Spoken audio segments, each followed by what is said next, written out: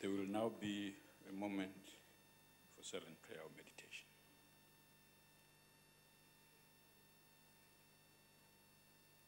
Thank you. You may be seated.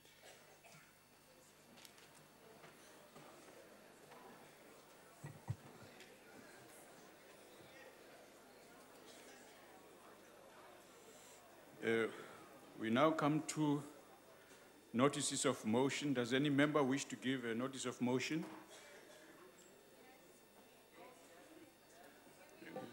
That's Chief Whip.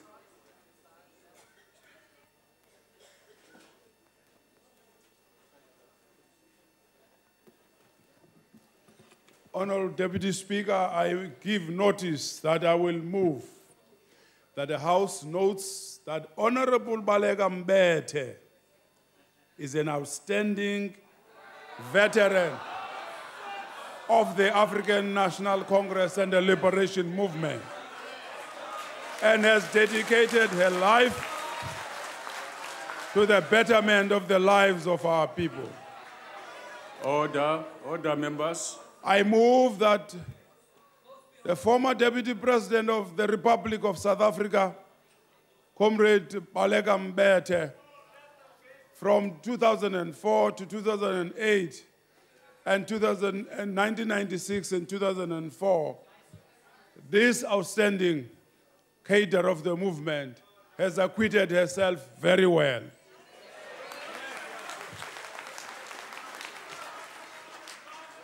Honorable Deputy Speaker, we acknowledge that when she went into exile, she taught in Babane, Swaziland, and then went on to work for the African National Congress in several other African cities, including Dar es Salaam, Nairobi, Gaborone, Harare, and Lusaka.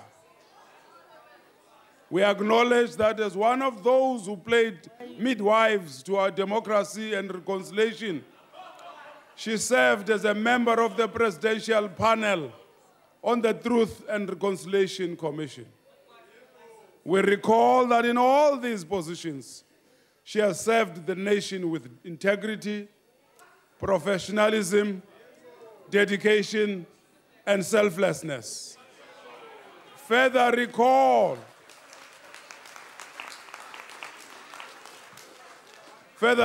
that she is one of the foremost advocates of gender equality and a beacon of hope. And she will stand against all those men who will gang up against her simply because she's a woman.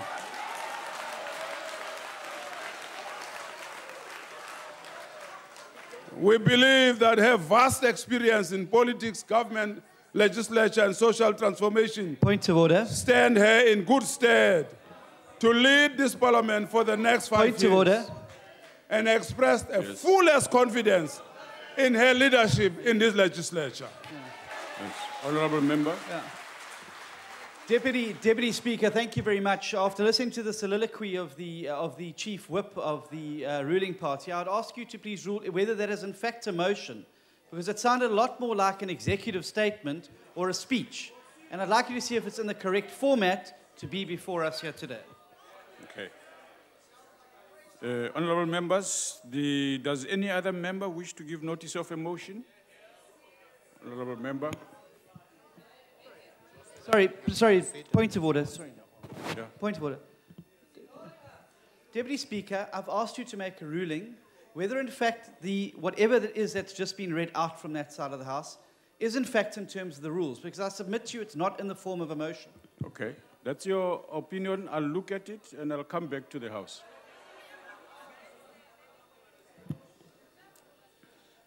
Deputy Speaker, I hereby give notice on behalf of the Democratic Alliance that the House notes the unacceptable level of disruptions in the sittings of the Fifth Parliament, notes that the Speaker's inability to resolve key related matters in this House swiftly, notes that the Speaker prevented an oral question session in the last term by not availing herself or another presiding officer from a conference, notes that the Speaker's inability to protect the institution from the deliberate use of spurious points of order that have repeatedly shut down the democratic practice.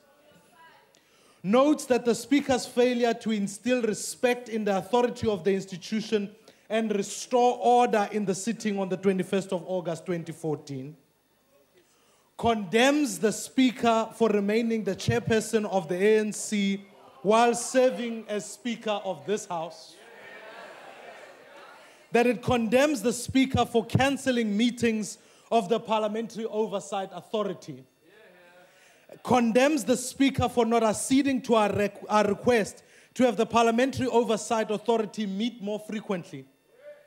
And that in fact it condemns the Speaker for making political appointments to an office from unelected ex-MPs costing millions of rands.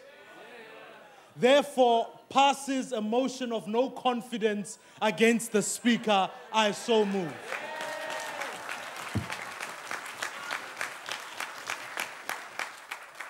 Honourable members, does any member wish to give notice of any motion? Yes, Honourable Member. Honourable Meklu. Thank you, Deputy Speaker. Honourable Meklu, I'll come back to you, ma'am. Meklu. Thank you, Deputy Speaker.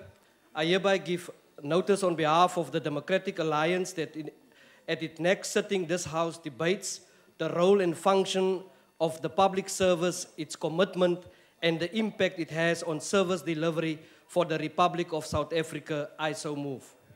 Thank you. Honourable Member. Thank you. I hereby move on behalf of the Democratic Alliance that at its next sitting, this House debates the findings and recommendations of the Khayelitsha Commission and their possible relevance and application in terms of poorly resourced police stations nationwide. Thank you. Thank you. Honourable Member at the back there. Yes, sir. Thank you, Honourable Speaker. On behalf of the Inkatha Freedom Party, I shall move at the next sitting of this House that the House debate the ongoing lack of register of immovable assets by Department of Public Works, deliberative effort that has no departmental planning, budget and coordinating infrastructure development in general in South Africa. I thank you. Thank you. Honourable Kekana.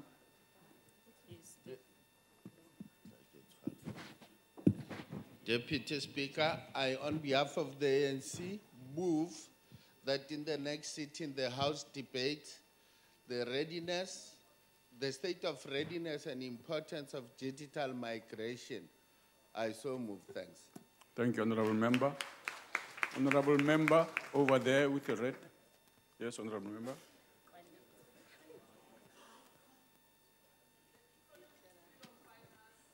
Rises to raise a notice for motion that in its next sitting, the House debates the provision of free quality education for the poor from the foundational levels to the attainment of post-secondary qualification.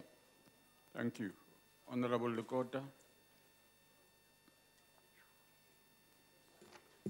Thank you. Honourable Deputy Speaker, I hereby give notice that I shall move on behalf of the Congress of the People in the next sitting of the House that it debates the special and exclusive privilege of former ANC members of parliament to occupy and live in houses reserved for serving members of parliament, while serving members of parliament, especially of opposition parties, have to live outside parliamentary villages and at great convenience to themselves. I so move.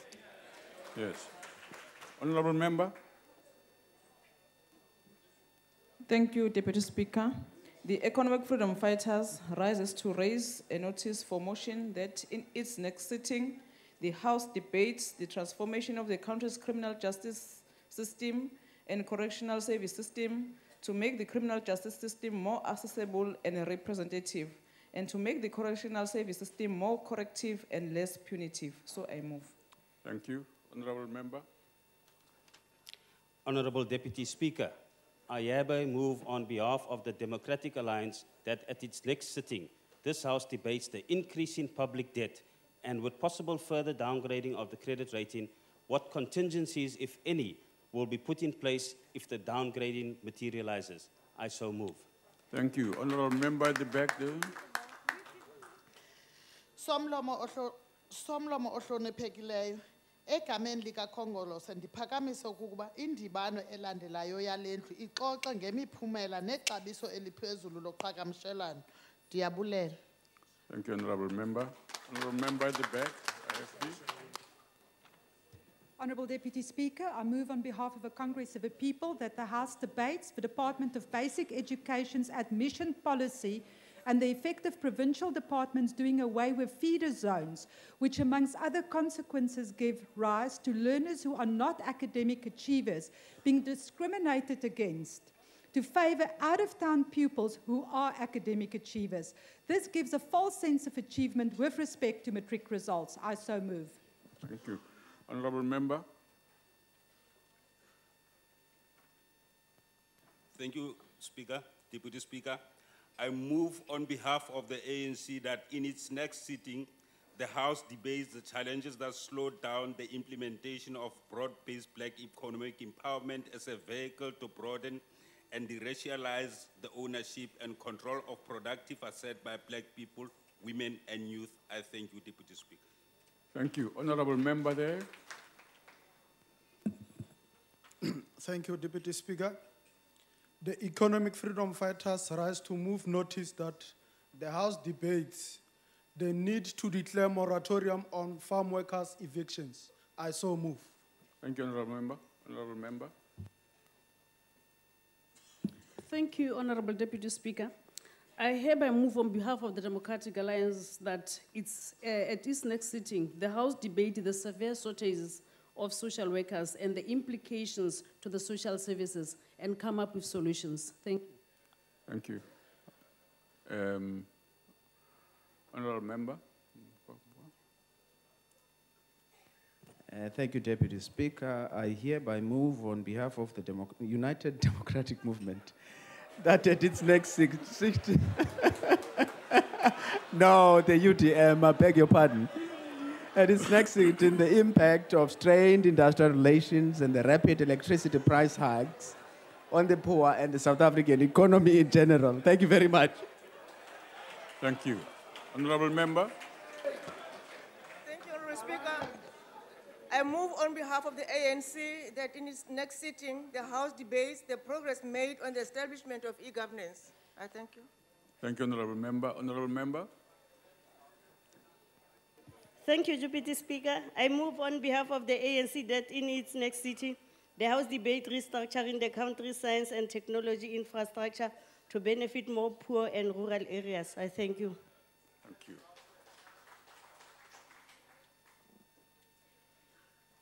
Honorable members, have we exhausted the notices of motion?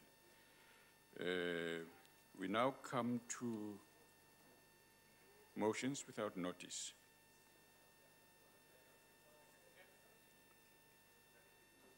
Honorable member. Thank you, Mr. Deputy Speaker. I hereby move on behalf of the Democratic Alliance that this House notes the successes of Cape Town tourism and their achievements in innovation and destination marketing. Further notes that Cape Town recently launched a new mobile visitor information center, which is a first on the African continent. Further notes that Cape Town has recently received the National Lurie Award and a Gold Lion Award at the Cannes Festival for Tourism Excellence, and further that we congratulate the staff at Cape Town Tourism and their partners on the excellent accomplishments that they have made the whole nation proud. Thank you, Mr. Speaker. Thank you. Any other motion?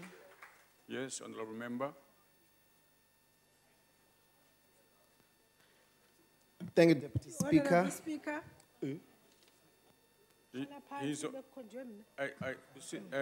Honorable member who sat down.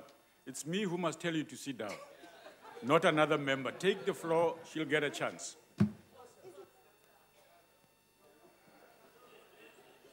Honorable Deputy Speaker, No, not you, say. There's a member behind you who was on his feet. I just want to rise on a point of order. Yes, what's the point of order?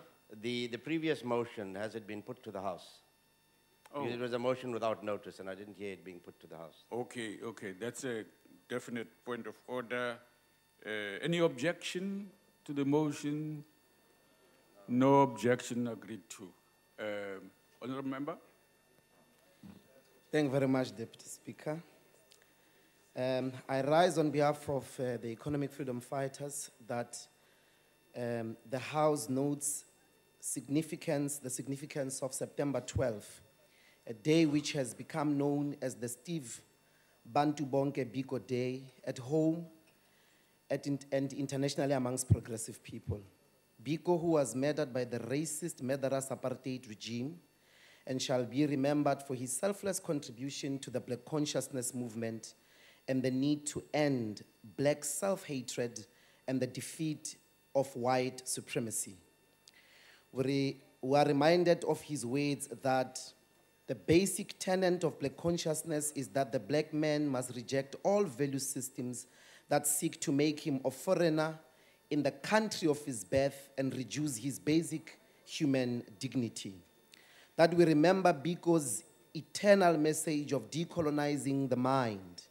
The most potent weapon in the hands of the oppressor is the mind of the oppressed. Deputy Speaker, I so move. Thank you. As a motion, I put it to the House. Any objection? No objection, agreed to. Oh, Honorable Member? I object. Thank you. Okay. All right. That's the problem. That's falls away. Honorable Member? Thank you, Honorable Speaker. I move without notice on behalf of the Chief Whip of... Order, members. Order, members. Order. I move without notice on behalf of the Chief Whip of the United Democratic Movement that the House notes that Mr. Ndabambi Mtenjane, an unsung liberation struggle hero, passed away on the 28th August 2014 at his Soweto home. Mr. Mtenjane turned 100 years on the 28th February 2014. He is known for his firebrand activism with unlimited opinions about the struggle. She spent most of his youth activism in Mpumalanga.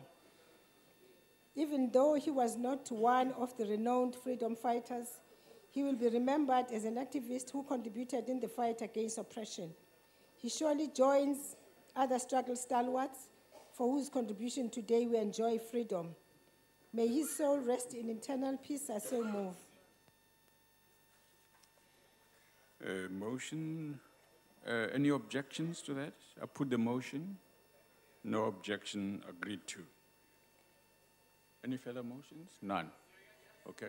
Honorable Member?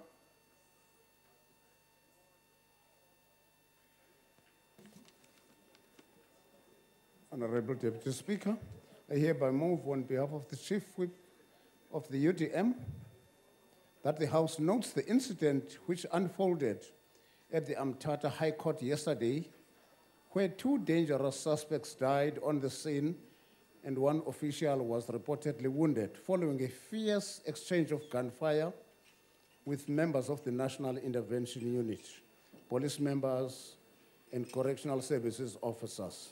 The 2 suspects, Sakumzi Mvoko and Yandisa Bila, jointly faced 17 counts of murder, armed robbery, and rape.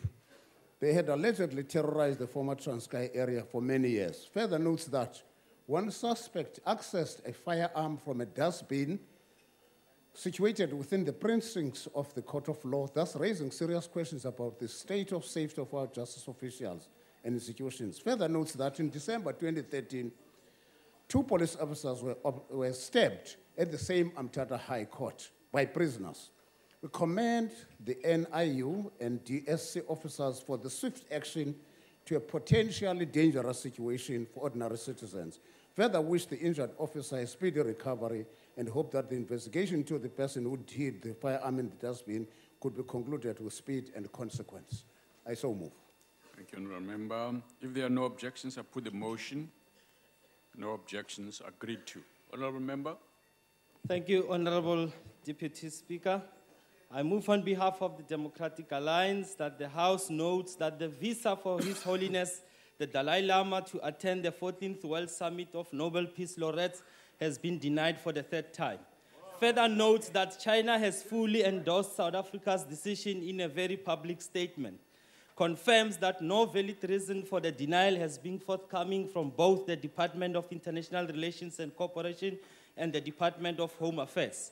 Requests the government of South Africa to be consistent in its handling of visa applications and not to be partial to the friends of number one, such as the Guptas, who could fly in and land at the Waterkloof with no visa at all. Calls on our government not to allow our foreign policy to be determined by China. I so move. Remember, if there are no motions, I put the motion, Honorable Chief Whip. Oppose it. Okay. It falls away, yes. Honorable Member.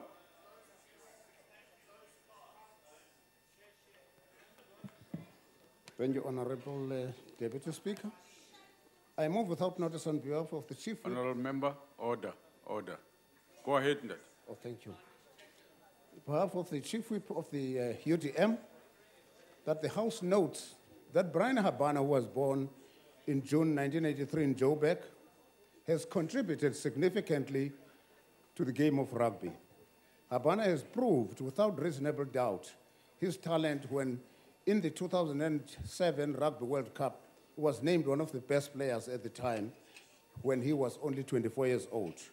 We recall one of his best moments during that 2007 Rugby World Cup final, where he intercepted the ball from the center of the field to score a try that took South Africa to its second World Cup victory. The House and the country should note that Habana has played 99 games for South Africa up to last weekend when he had his 100th game as a Springbok. This outstanding achievement for Habana should be celebrated by all South Africans and continue to unite South Africa as a sporting nation. Note his contribution to South African rugby as a shining example to be emulated by generation after generation after generation. I so move. Thank you, Honorable Member. If there are no objections, I put the motion. No objections agreed to. No further motions. We now move to the... Yes, Honorable Member.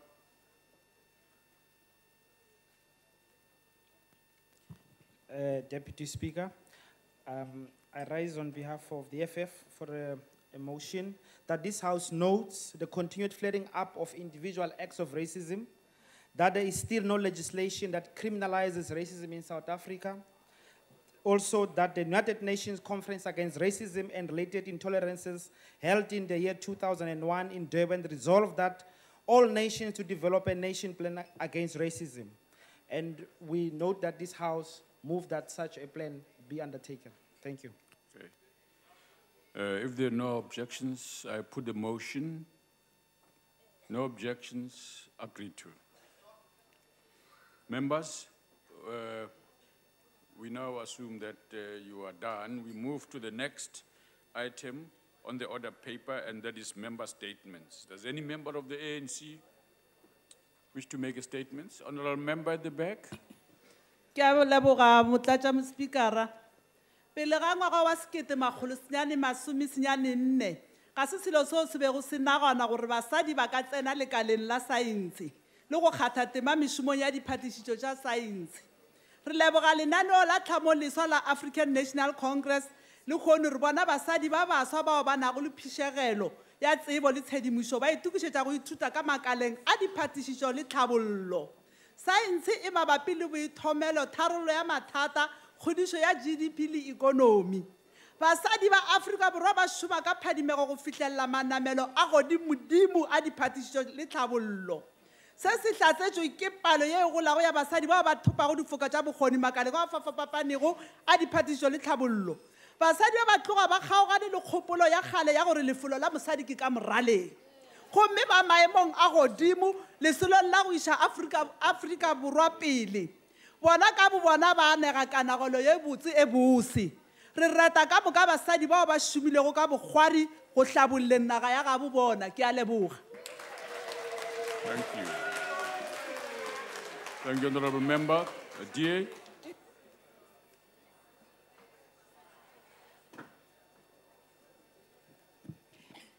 Agbare young speaker, despite education being an apex priority, the most vulnerable of our society are forced to study in the most unsafe and deplorable conditions. The Department of Basic Education, after having to be taken to court, promised to replace mud schools through the Accelerated School Infrastructure Development Initiative, which we refer to as ACIDI. Government promised that 510 mud schools were to be replaced over 3 financial years, ending 2013-14. Only 49 were completed, less than 10% of what was promised. Government failed and then shifted the goalposts. Minister Machega then committed to replace 290 schools by the end of 2014-15 and 171 in 2015-16.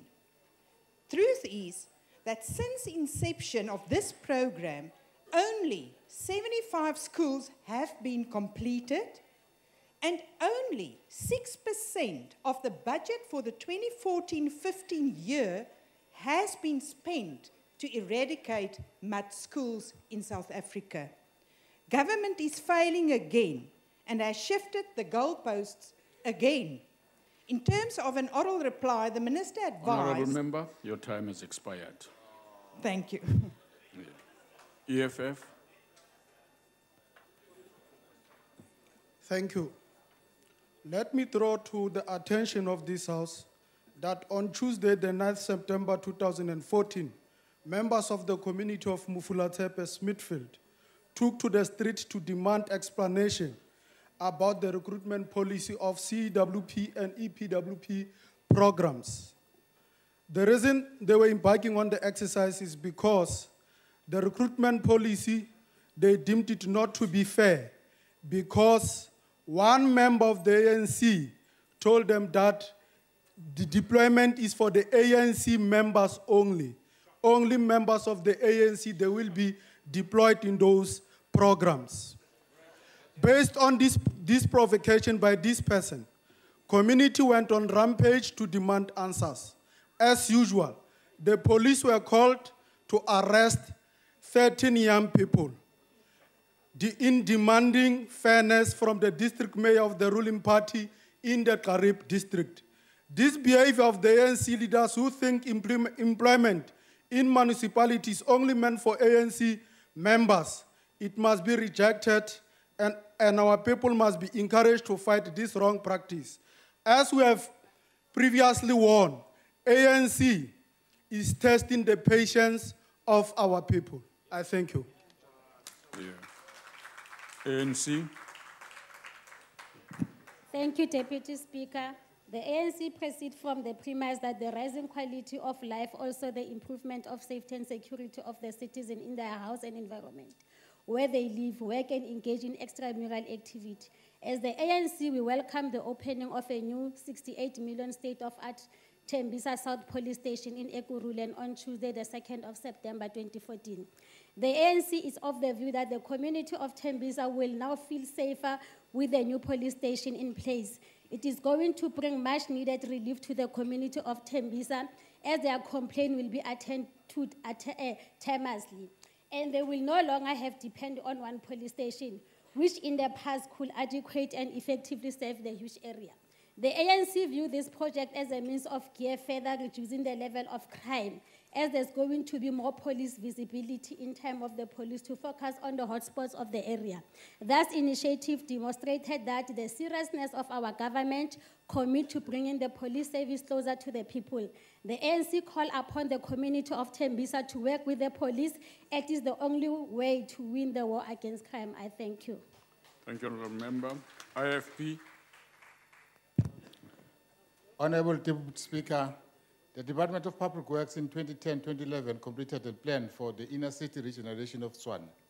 The plan, it was said, was quote, captured a vision for the city as an African capital city and demonstrate how government present in the inner city creates a catalyst for inner city regeneration and development, unquote. Presently, plans were also completed for the zones of Savoko Park and Paul Kruger and Marabastad. Needless to say, nothing further has happened.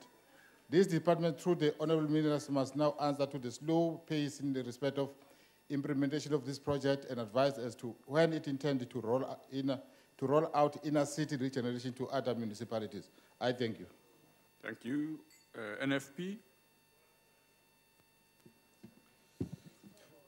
The NFP upholds the Constitution. 108 of 1996 provides for the establishment of Chapter 9 institution whose main aim is to serve as guard, support, protect, and advance fundamentally human rights as enshrined in our Constitution. The NFP is worried about the manner some leaders of the ruling party handle the Chapter 9 institution and other entities that report directly to this Parliament. We have seen the attitude that has been adopted towards the Office of the Public Protector. The hostility, the attacks, and the contempt directed to this office are all a cause for concern. The ruling party is totally failing to draw the line between government and the party.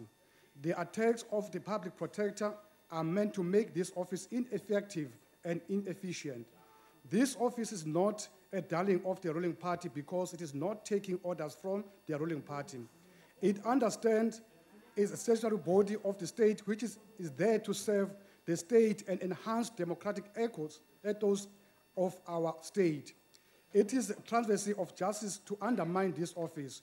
We have seen the political jibes and salvos by the ruling party, all meant to undermine the office of the Public Protector. We have since learned that the morale in that office is down. The CFO and the COO are said to be resigning. Other senior officials are said to be feeling uneasy about being in that office. Honourable Member, your time has expired. Thank you. ANC? Thank you, Honorable Speaker. The ANC has always dedicated its efforts to rebuilding the culture of agricultural livelihoods and rural entrepreneurship, which apartheid and colonialism dedicated so much effort to destroying and uprooting in black communities. Therefore, the recent initiative to build a 60 million multi-purpose training and development center at the Agricultural Research Council in Roodeplaat, Pretoria is a step in the right direction in terms of advancing the cause of the new emerging black commercial farmers. The Multi-Purpose Training and Development Center initiative is as a result of the partnership between the ANC government and the Agricultural Research Council. This project is aimed at developing and producing successful farmers who will be very productive. They will be provided with the training so that they can be self-sufficient and contribute towards the success of agriculture, particularly land reform. This initiative speaks to rural development strategy of the ANC that advocates for the growth of rural market institutions, including the provision of infrastructure.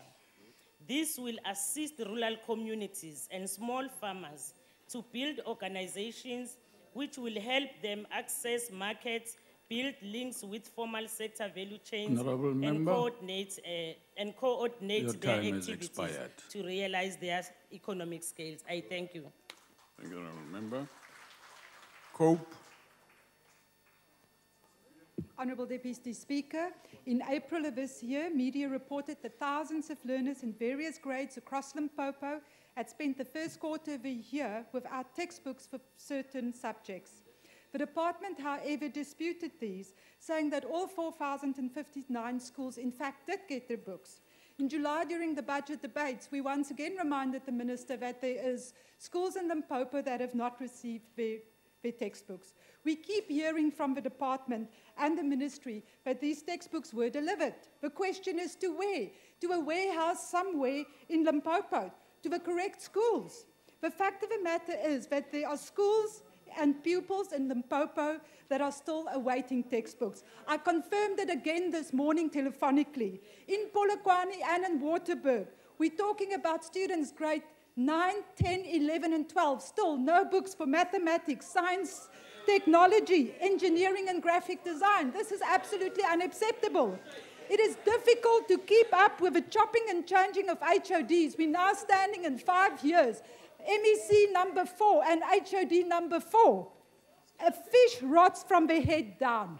Leadership is the root cause of the failures. If a department doesn't execute its responsibilities, it is the leadership that is failing. If a department is failing because they have the wrong people, it is leadership that allows the wrong people to stay. Only leadership can demand and ensure that the department does the work. We need leadership. Please deliver those books. ANC.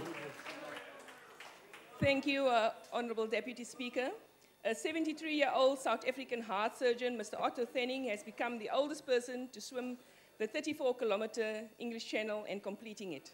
In his interview, he said he had wanted to show what older people are capable of if they look after themselves. Otto Thenning took the title from the Australian Cyril Baldock, who only last month swam the Channel 3 months shy of his 71st birthday. As the ANC, we congratulate Mr. Thenning, who first swam the Channel in 1994. According to him, the temperature of the water was the biggest problem, and he had suffered cramps in his feet early in the swim. We are impressed by his determination, as he said, quote, "Your wish was basically to promote the idea that people over the age of 70 do things like this if they look after themselves and work hard," close quote. The channel that you swam is usually a little bit colder at this time of the year, but he never gave up. The English Channel route is 34 kilometers, which is 21 miles, straight across the currents, mean it is rare for a swimmer to cover it in less than 40 kilometers. Mr. Thenning trained medically under Dr. Chris Barnett, who performed the world's first successful human-to-human heart transplant in 1967. The ANC congratulates Mr. Thenning for his wonderful, historic victory. Thank you. Thank you. DA. Deputy Speaker, the DA believes that one blanket minimum wage may cause massive job losses and may only increase poverty in our country. We therefore welcome the statement yesterday in the Parliamentary Labour Committee by the EFF member, Honourable Moteka, that a 12,500 Rand minimum wage would not work across many industries in South Africa as it was unrealistic. The EF member's comments came about as a result of my question to the taxi industry's representative body, Santaco, as to whether this minimum wage was sustainable in the taxi industry. The Santaco representative explained that this was unlikely to be sustainable in the taxi industry as the average salary in this industry was substantially below this number. Other industries will face a similar challenge, and just like the taxi industry, will not be able to afford an unrealistic blanket minimum wage. The EFF statement is particularly welcome as it shows a maturing of the debate and an acknowledgement by the EFF that rash statements don't help South Africans or the debate around minimum wage. Honourable Deputy Speaker. The DA believes... Order. Look, the Honourable Member is deliberately misleading this House. No. What's the rule? What's the point of order? No, but he can't mislead the House. He's saying that the EFF has taken a different position question which is not true. No. Point and that order. Is going to Honourable go into member. answer with a misrepresentation. Honourable member. It's not true that Honourable Mutega said those things that he said. Honourable member, you have a platform to contest that. Proceed, Honourable member. Thank you, Speaker. Point of order, Deputy Speaker. You're interrupting your own member. You want I know that. Proceed. I want to Yes. deal with what was said earlier. What's the point of order is that it's unparliamentary to accuse a member of deliberately misleading this House. Yes. And I'd ask you to ask the Honourable Chief Whip of the EFF to withdraw that. Yes. Go ahead, Honourable member. I'll come back to that. Yeah. Thank you, Deputy Speaker. I repeat, the EFF statement is particularly welcome as it shows a maturing of the debate and an acknowledgement by the EFF that rash statements don't help South Africans or the debate around minimum wage. The DA believes that South Africa's unemployed people are facing massive challenges. Yeah. Hold on, Honourable member. Honourable member, finish your statement. One more sentence, Speaker. The DA believes that South Africa's unemployed people are facing massive challenges. Take your seat first, Honourable member. I'll Nobody's recognize out you. of order. No, hold on, please. Finish your statement. The DA believes that South Africa's unemployed people are facing massive challenges and we need to do everything possible to help them get a job. The 8 million unemployed South Africans must take priority in any discussion. I thank you, Deputy. Thank you.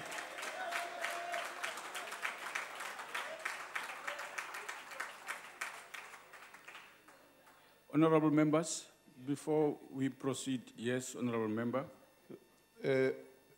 Deputy Speaker, can Yes, you sir. give us direction on how we're going to deal with this misinformation? Because you said we've got a platform, and I don't know which platform you are referring to, because this honorable member can't speak on behalf of the EFF when the EFF is here. And he's deliberately misleading the House. So we're not part of that. So I wanted clarity as to how do we deal with that. Yes, give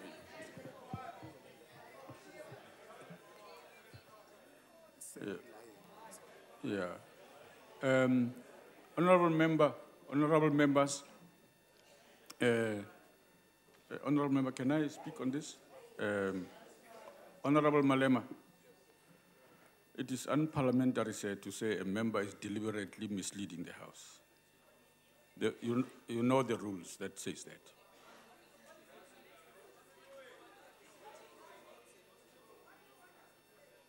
You can't say a member is deliberately misleading the lie. Effectively, it says that he's lying. I read you yesterday a ruling here that has been made before on that matter. So it is regarded as unparliamentary. No, Honorable Deputy Chair, we didn't say he's lying. Even if we wanted to say that, out of the respect of the ruling made, yes, we're trying to find an appropriate word to use. And we're saying he's misleading the House. Okay. So you're speaking about the rule. Honorable member, can I address you now? Okay, take your seat. Honorable members, it is not the chair to establish the veracity of a particular statement, such as you are making. The chair has to preserve an impartial position. The chair can thus not become involved in the disputes of facts and cannot be expected to judge on the accuracy of a member's remarks in the debate. Members should utilize the opportunities provided during the course of debate to put across an alternative perspective. If after consulting Hansard, a member is still of the opinion that he or she has been misquoted or misrepresented, he or she should utilize the various procedural mechanisms available to members. And this is addressing this question of so-called misleading the House. You are inviting us to participate and take judgment on that. We can't do that. And that's what we are referring to when we say to you, you have other ways of addressing that matter without suggesting that a member is deliberately misrepresenting the House. So we request you to withdraw that statement. That is misleading the House.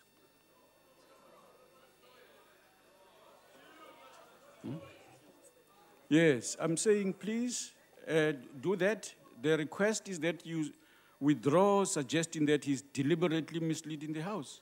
You are being explicit.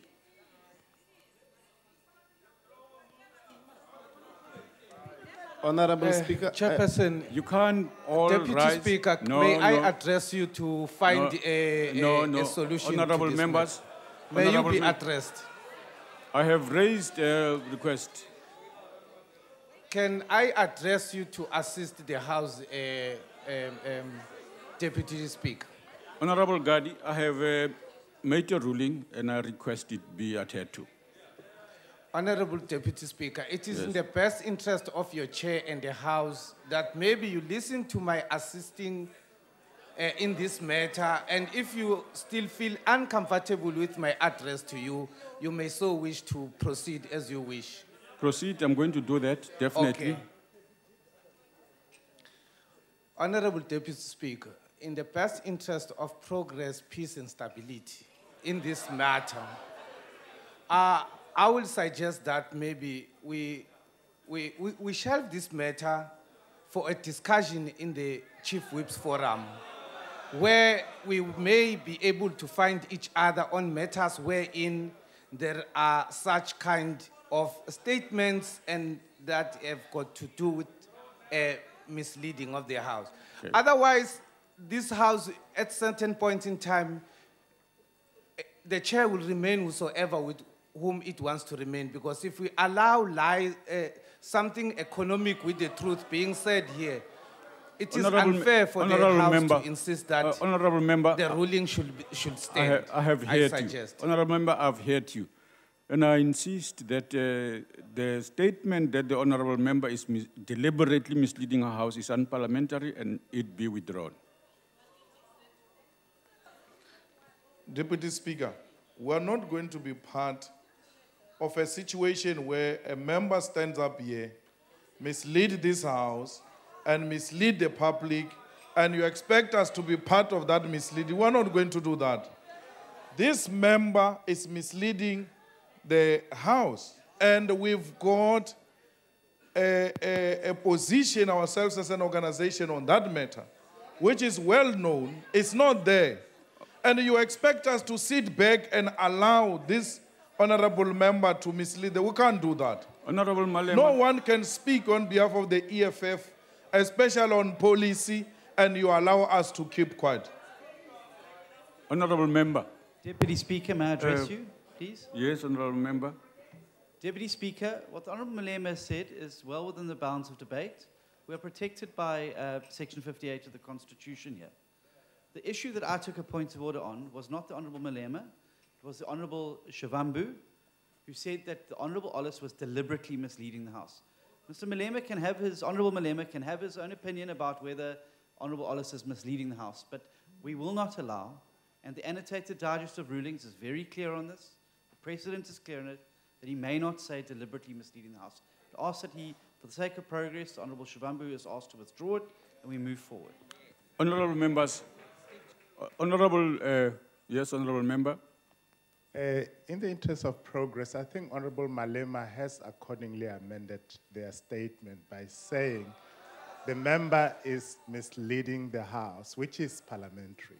And I think it is a way of withdrawing the earlier statement that he is deliberately misleading the House. Maybe we should accept it on that basis and move forward. No, honourable members, it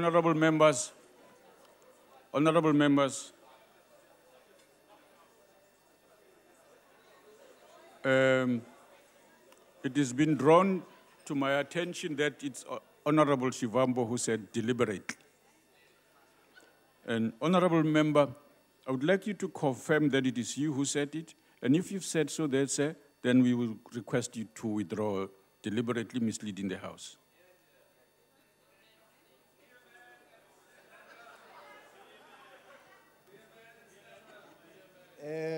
Honorable Deputy Speaker, I want to draw attention to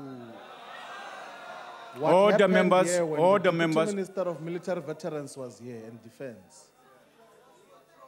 He basically did not tell the truth. When we stand up to say that is not telling the truth, we're told we must withdraw. And every time people are giving wrong information to the House, and we can't utilize this space to expose the lies.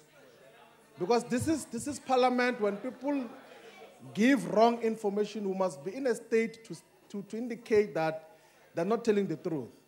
Okay, now we're going to do this so that we move forward. I withdraw deliberately, but he misled the House too much.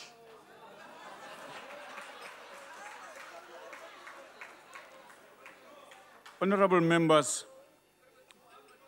the ruling we just read you here has been read before. We want to do it once more, that members should utilize opportunities provided during the course of debate to put across an alternative perspective.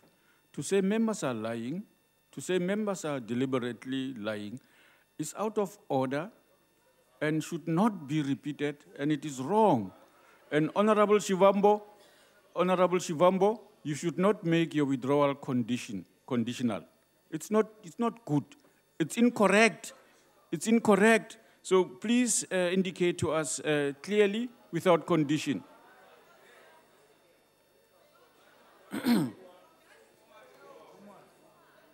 Deputy Speaker, the honorable member of the DA misled the House too much. I withdraw the deliberate component. Honourable members, this is unacceptable. I am going to come back because I think we must take a stronger action on this matter because I think it has not been taken seriously enough. It is unacceptable that we draw your attention to the problem you're creating and you continue with it. I suggest that you have been warned and that this is unacceptable. We will come back to this matter. Honorable members, we proceed to the next motion, ANC. Deputy Speaker. Where's the honorable member? Sekela somlomo. ANC unqoma ukuvulwa kohlelo lwamanzi iPhongolo Sport Bulk Water Supply. Lolu hlelo luzoletha amanzi kwizakhamuzi ezingu 16,200. Kusizakala abantu abangu 134,864. Lokhu kuqinisa izinhloso zikaKhongolose zokuletha amanzi ezindaweni zasemakhaya. Leli damu lihlala iminyaka eminingi engaphezulu kwamashumi amathathu lisetshenziswa abathile kuphela imvamisa abalimi abamhlophe. Umphakathi wasejozini uzozuza kakhulu ngalamanzi. Futhi uyawuthemba umbuso kaKhongolose. Sekela somlomo. Kungekudala umphakathi wasejozini uvotele uANC uKhongolose ngobuningi. Ukhetho lobuchibiyela uthatha elinye iwadi khona ejozini. Noma bengathini noma bangenzani uANC uzoqhubeka nokuletha izinhlelo zentuthuko njengamanzi imigwaqo nokunye. Ngiyabonga. Thank you, honorable member.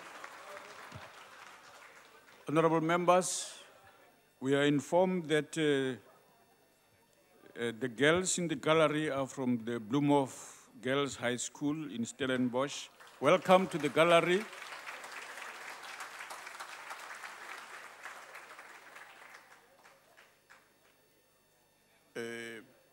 Next is Agang SA.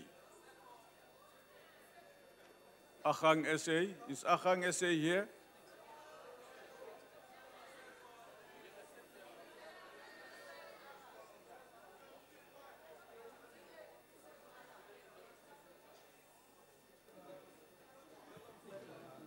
Honorable members over there, please settle down. Go ahead, honorable member. I'm saying it in your protection. You can rise and speak. Go ahead, Nat. Honorable members, the chairperson, we are concerned, Agang is concerned about the area called Kensington. Kensington does not, the people there do not have the title deeds.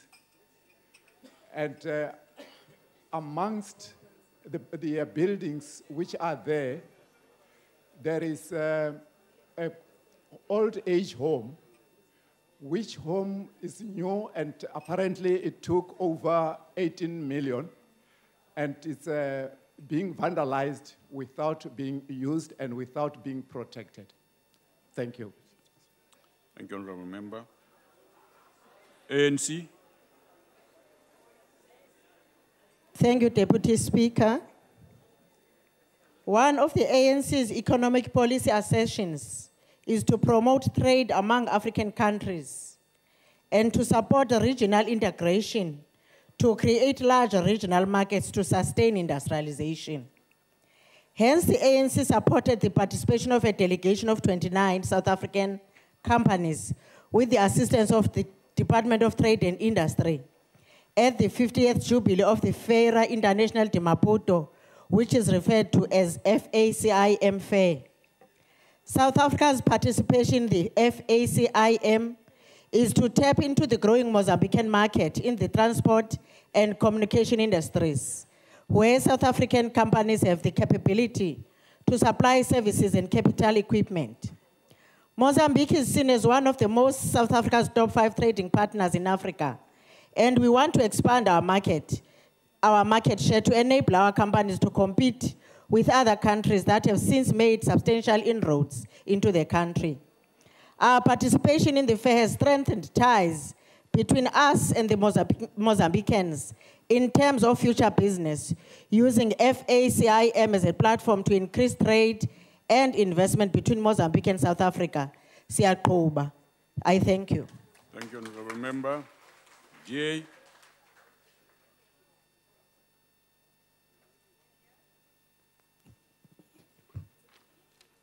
Deputy Speaker, more than 90,000 residents will be able to access wireless internet through the Western Cape government-free pilot project.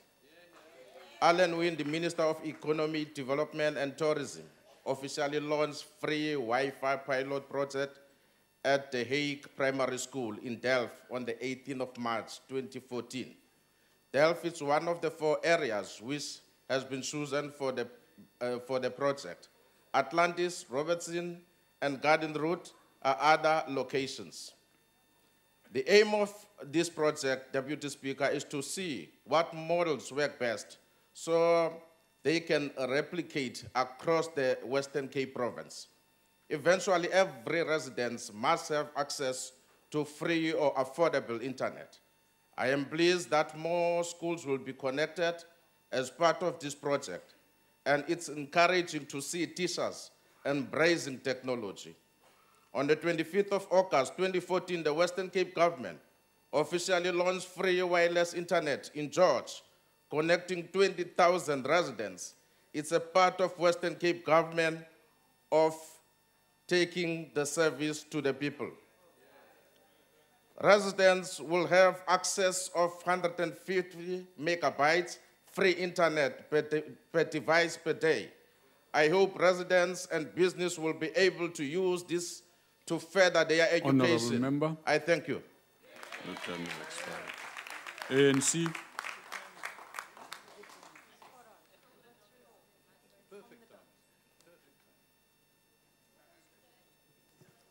Deputy Speaker, we congratulate the KZN Department of Human Settlements for obtaining 8 national housing awards at the National Government Beggy Awards, which were held at the Santon Convention Center. The department is indeed moving South Africa forward. The province also won the coveted Best Performing Performance Province Award. The awards, which are held to recognize the excellence and best practice in the provision of decent human settlements by the municipalities and contractors in South Africa. Konupia in eThekwini Municipality and Vulindlela in Msunduzi Municipality received awards for the best priority projects and the best enhanced people's housing process awards. Tongat, Hewlett, would build about 10,000 upmarket houses for the open market in the same area. And there will also be 32,000 houses targeted for the year across 51 municipalities. This indeed is a good story to tell. That concludes member statements. Shall we have ministerial responses? Honorable Ngesi, Honorable Davis, Honorable Sochu. Thank you, Deputy Speaker. Let me thank the member from the EFF for raising the irregularities relating to the implementation of the EPWP in Plumov. If there is further information, we would request it to be forwarded to us so that we can be able to deal with that with the concerned municipality. We have previously dealt or received complaints on this matter from the various municipalities, for instance, in the Poland, Midvaal, and even here in the Western Cape. So we have to act decisively and send a clear message that this program, if handled properly, it can be able to unite our communities rather than dividing them. Secondly, on the inner city regeneration from the IFP, the program is very active, it's underway. The PRT system, which you see, there's a lot of planning which must take place before the implementation. This needed careful planning. It's led by the city working with us. And as late as yesterday, we had a meeting on receiving the reports about that. There's still a lot which is going to come. But we are extending it even to the small towns now, the whole question of the inner city regeneration. Thank you, Deputy Speaker. Thank you, Honourable Member. Honourable Davies. Thank you, Deputy Speaker. I'd like to respond to the statement by the Honourable Ollis and also by the Honourable Mantash. With regard to the Honourable Ollis, I want to ask any member of the House if they can enlighten us. Has there ever been an occasion ever when the DA has supported a wage increase for workers? Has there ever been an occasion ever where there's been a proposal for a wage increase by workers and the DA has not opposed it? Enough said, surely. Let's turn to the Honourable Mantash. On the Honourable Mantash, let me just say that the exhibition in Fasim in Maputo that she referred to is one of many, many similar events that we participate in the African continent. The African continent is indeed our priority for the promotion of trade and investment relations. Our approach is one where we are supporting regional integration, but regional integration through a development integration paradigm where we are trying to promote intra-regional trade, but at the same time recognize that ourselves and the rest of the continent need to industrialize and move up the value chain.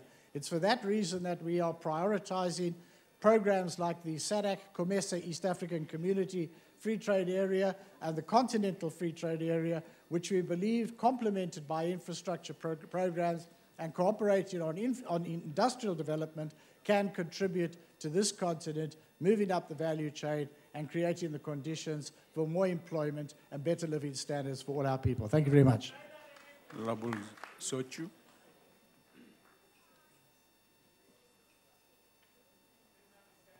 Thank you very much, Speaker.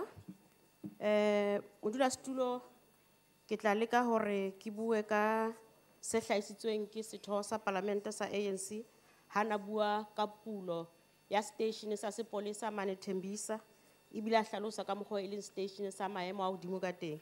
Ke rata hore re le mokgatlo wa ANC, indeed this is service delivery at its best.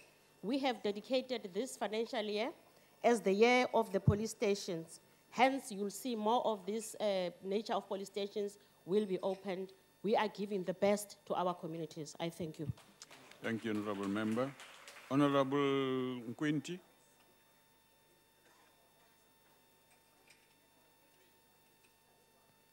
Thank you, Honourable Speaker. Deputy Speaker. Honourable Deputy Speaker, I wish to thank the Honourable Madlopa for her observations about the multipurpose center. Indeed, we have entered into this relationship with the ARC in order to enhance the capacity of young South Africans who we think in the next couple of years they could actually join the rest of emerging black farmers to ensure that we reverse the 1913 Natives Land Act and legacy. And that center will be linked with the erstwhile Stratham Teacher College in Tabanchu, in Bloemfontein, which is the center, the headquarters of the NARISEC. But lastly, the honourable member from Ahang, who talks about Kensington and title deeds, I wish we could talk to us about it. Thank you. Thank you, Honourable Minister. Honourable Kole. Thank you, Speaker. To the honourable member of the DA who spoke on the free internet, I think it's a good move that the Western Cape is joining the rest of the country in this national effort. It is a very important effort to modernize the way we do things in South Africa. And we welcome such initiative, but we must make sure that whatever we do must be in line with the national policy. Whatever we do must be in line with what the Department of Basic Education has prescribed as the minimum requirements so that no child, whether it's in a rural or farm area, is disadvantaged and only focusing in those privileged schools. So, order, members, order, order. The importance also is of this free Wi-Fi. It's not only for the children at school. It's for the people around those schools that as we move on this digital phase, must also benefit so that it's not only limited. It may be initially given to the school, but also the people around those schools must benefit from that access to internet. Thank you. Thank you, Honorable Minister. That concludes ministerial responses. We now move to the last item on the order paper, subject for discussion in the name of Professor Kubisa. Go ahead, sir.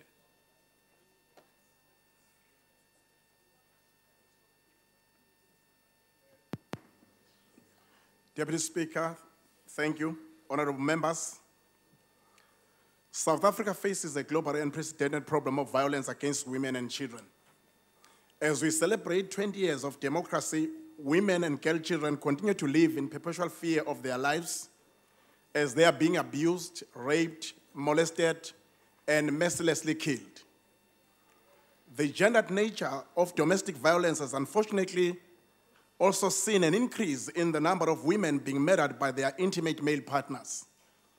It has been estimated that a woman is killed by her male partner every 6 hours, the highest rate of death by domestic violence in the world. The gang rape and death of an Indian trainee doctor, Jyoti Singh, caused national outrage in India and internationally. Yet it took Annie Boysen's own tragedy for South Africans to examine the real peril of being born a girl. These killings demonstrate the culture of violence against women and sexism that still pervades our society. Women fought and succeeded in getting many basic rights, yet in the private sphere of their homes, the inequality between men and women is still a battleground. The horrific truth is that of the 16,000 murders which happen in South Africa each year, many relate to domestic violence.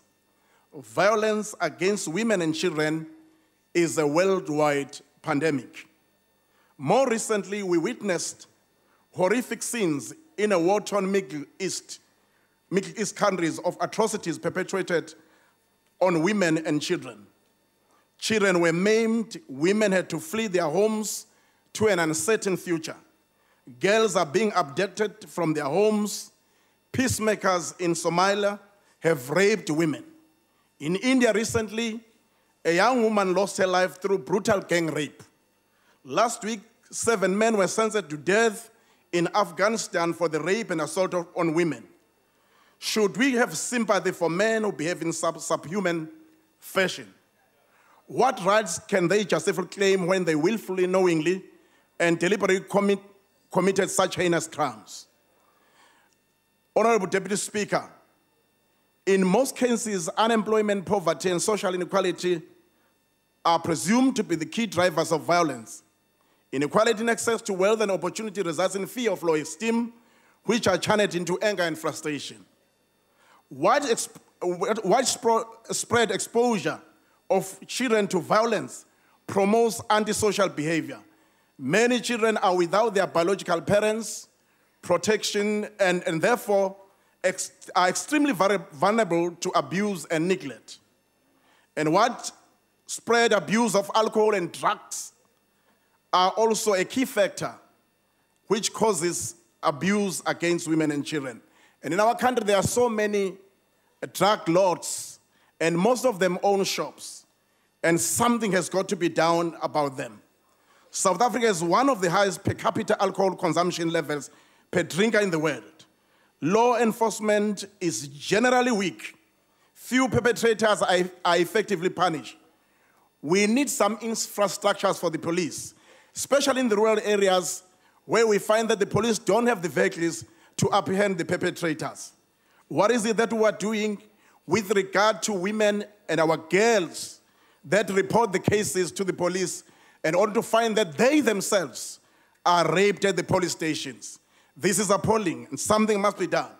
Whatever the forms of violence, it is time that a nation mobilizes our people to recognize, reject, and eliminate all forms of violence against women and children. We must declare an emergency before it escalates beyond shame. Many of our senior citizens, orphans, and physically challenged people who are sexually molested and abused and killed stay alone. As government, there is every need that we need to think towards having some shelter homes or safety homes for these weakest of our people. The people of our country must be treated the same. Most people are asking themselves whether Oscar Pretorius is or treated differently from anyone just because he happens to be a distinguished figure in our country. Well, we are waiting for the judgment of his case. The most serious abuse that we really refer to, which we do not really refer to, are emotional and psychological abuse. These women belong to a class of advocate, Thuli Madonsela, who has also been emotionally and also psychologically abused. Thank you, Deputy Speaker.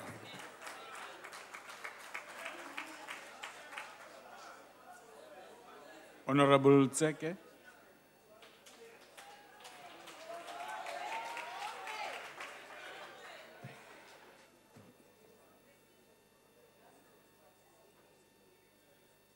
Thank you, Deputy Speaker.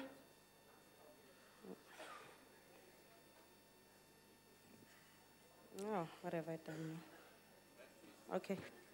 Thank you, Deputy Speaker. Ke a leboga motlatsa Musa Khotla o tlotlegang maloko a parlamente baeng ba tlotlo motlatsa Musa Khotla o tlotlegang re a itse gore ke nnete e sa pekangwang fa motsoga pele a ne a re bana ba tshipa ba tsaya tsela e le nngwe fela fa ba gaogana ke baso ba mokgotla re tshwanetse go dira mmogo go bona phitlhelelo ya katlego mo go ntsheng tshotlako ya basadi le bana mo setšhabeng sa rona se ke pharela e kgolo thata mme re tlhoka rotlhe gore re diragatse kopo ya puso ya rona ya gore re dirisane le sepodisi sa rona le mafapha a mang a puso go senola le go utulla diphiri tseo di iphitlhang mo malapeng a rona. Diphiri tse ke dinwamadi tseo di itumellang go kgarakgatsa bana le basadi mo nageng ya rona.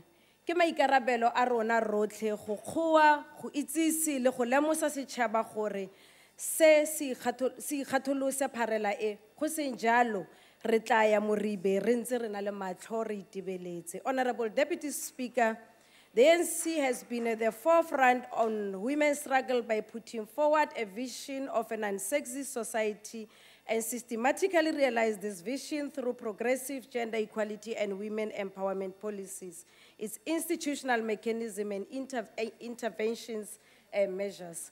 As a direct result of the ANC progressive policies, the country's constitution articulates the very non-sexist vision that has indeed influenced interventions which safeguard the rights of women and children to safety and security. Today's progress on the elimination of this violence is due to these ANC policies, its institutional mechanism, its intervention measures which recognize women as equal citizens with equal rights and responsibilities and deserves to be and feel safe. Honorable Chair, Honorable Deputy Speaker, the transformation of power relations between women and men in institutions and laws is fundamental in building an inclusive, progressive, and prosperous society. Collective efforts by the social justice, correctional, and police services at last have resulted in various mechanisms of interventions, which includes policies and programs, and the establishment also of the Women's Ministry responsible for women is an indication too to show how serious the ANC-led government is in addressing the radical social and economic transformation of our society. The consideration of social factors too are critical in addressing gender inequality, poverty, oppression, patriarchy, and sexism, which will create a conducive environment and will enable women to take control of their lives. Therefore, to achieve this ANC vision of gender equality, women also need the equal enjoyment and rights and access to opportunities, including resources, to allow them to exercise their rights and to stand up for themselves against this violence. A lot has been done by the ANC-led government, and because we care for our people, we are striving to do more to ensure the protection of women and children to allow them to enjoy this heart-and freedom. Honorable members, the recent media houses as well as social media circles were abuzz with the violation of female students in the University of Zululand by fellow students. Her only sin was to put on a short pen in which she felt comfortable. And by this, she invited hailing of insults by other students. To make this worse, she was tormented by, among others, fellow female students at the university. Women's psychological abuse hinders the culture of learning. This is a serious societal problem that needs a united front in a bid to confront the status quo threatening our survival as a society. This is uncalled for. How on earth can we then allow such stereotyping to take a center stage in the world of democracy? This is a form of psychological violence against women in society, and unless it becomes a matter of national concern, it will continue to haunt us as a society. It pushes back the gains of our democracy. Honorable Speaker, the empowerment of women also will, Deputy Speaker, the empowerment of women will allow victims of violence to uplift themselves and rebuild their lives. There must be fair distribution too of resources between men and women, redistribution of power and care responsibilities, and freedom from gender-based violence. Women exist in subordinate position within social relations and in the family should be considered with the aim of restructuring society so as to eradicate male domination. This equality should include both formal and substantive equality to ensure a total eradication of patriarchy, and this is in line with the ANC's 51st National Conference, which noted that there is still a need to continue to systematically fight against patriarchy and any other forms of abuse against women in our society. Honorable members, I call upon each of you to make sure that whatever you do, whatever you say leaves a smile on the face of the vulnerable, the neglected and the abused. Let us try to revive and reawaken the true impact of nostalgia as we continue to touch the lives of the needy. We should always hum a song that gently brings back hope, home, and lighten up the hearts of those that are left in the cold. That and only that would be an investment that ensures each one of us yield on good returns. A simple commitment like I can melts the heart and closes severe social cracks amongst our people. One love, one heart, one nation. Ke a leboga. Thank you, Honorable Member. Honorable D. Robinson.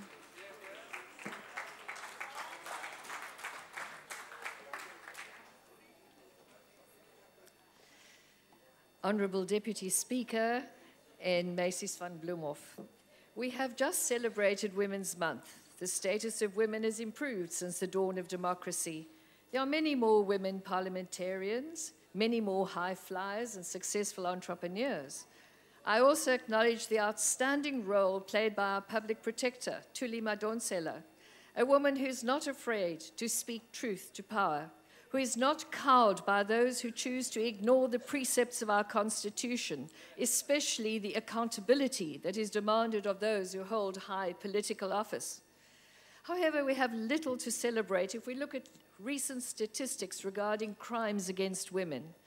From 2012 to 13, women's murders, 2,266. Sexual offenses, 29,928. Serious assaults, 55,320. Women's common assaults, 83,394. To quote the title of Alex Borain's new book, What Has Gone Wrong? Why are law and order and justice so elusive? To find solutions, we need to identify problems within SAPS and the justice system. Better training must be given to police officers on how to deal with rape and abuse. Sensitivity training on gender issues should be improved. Management and supervisory roles must be improved at station level. More social workers should be made available to provide counseling for police to help them cope psychologically. The Civilian Secretariat for Police found that SAPS members did not know how to implement the Domestic Violence Act or what steps to take against complainants. There were 127 complaints of contraventions of the domestic violence rules, and only 3% of the cases resulted in disciplinary convictions. To top it off, 42 domestic violence deaths were committed by police officers, the very people who should be protecting the public. Clearly, this is problematic and needs further investigation. The issue of violence against women is a cross-cutting one that needs all the various stakeholders to make a joint and concerted effort to protect women from abuse. In the DA's vision of an open opportunity society, barriers that exclude any person from social and economic justice must be dismantled, ensuring every individual enjoys equal rights before the law and equal access to opportunities, regardless of gender or race. No one should be regarded as a second-class citizen, neither women nor members of the LGBTI sector. People should not be regarded as commodities, sexual objects to be used, abused, and cast aside. No one has the right to demand sex, to refuse birth control, or use condoms as protection. No one may deny another's bodily integrity. Honourable members should all agree that heavy penalties must be imposed for corrective rape, because no one person has the right to impose his will on another. Patriarchal attitudes belong in the past. We now live in a democratic area bound by constitutional values. If we wish to advance the cause of women and reduce violence, we would do well to ensure that our schooling adequately prepares all young people for the modern world, so they don't perpetuate the cycles of abuse, to ensure that learners, especially girls, do not drop out of school, and that sufficient funds are available for post-school education and training. Protect women, girls, and sexual minorities from violence. We need to discourage teenage pregnancies, which trap so many girls and their babies in permanent dependency and poverty, often accompanied by sexual violence. This country is in desperate need of an audit into existing legislation which advances women's empowerment so that we can identify the gaps. We need to check why crucial pieces of legislation like the Sexual Offences Act and domestic violence are not properly implemented, and what can be done to ensure that their objectives are realized. We public representatives need to take issue where fathers leave mothers to fend for children on their own, to stop popgeld dads who go on the run. The new measures introduced in August this year after the DA Women's Network launched its campaign against maintenance defaulters must be intensified and must be a joint effort on which government should act too. After much work by the DA, it is now a matter of course that errant parents who do not pay their maintenance be blacklisted by the credit regulator. This is to help incentivize both mothers and fathers to take responsibility for their children. We also need to reconsider the ancient rule of powers and privileges of Parliament that prohibits any MP being served a summons or being arrested on the precincts of Parliament, especially when abuse in the payment of maintenance is at stake. Any member of Parliament, no matter how senior, must abide by the law and be held accountable for maintenance payments. If he fathers a child, he must pay the money. MPs should set an example of being law-abiding citizens, non-abusive, accountable, and pay their maintenance. Moral regeneration should start at the top so that the scourge of violence and abuse can be ended. Let us work together on this, members. Enkosi kakhulu. Honorable member. Honorable Kaula.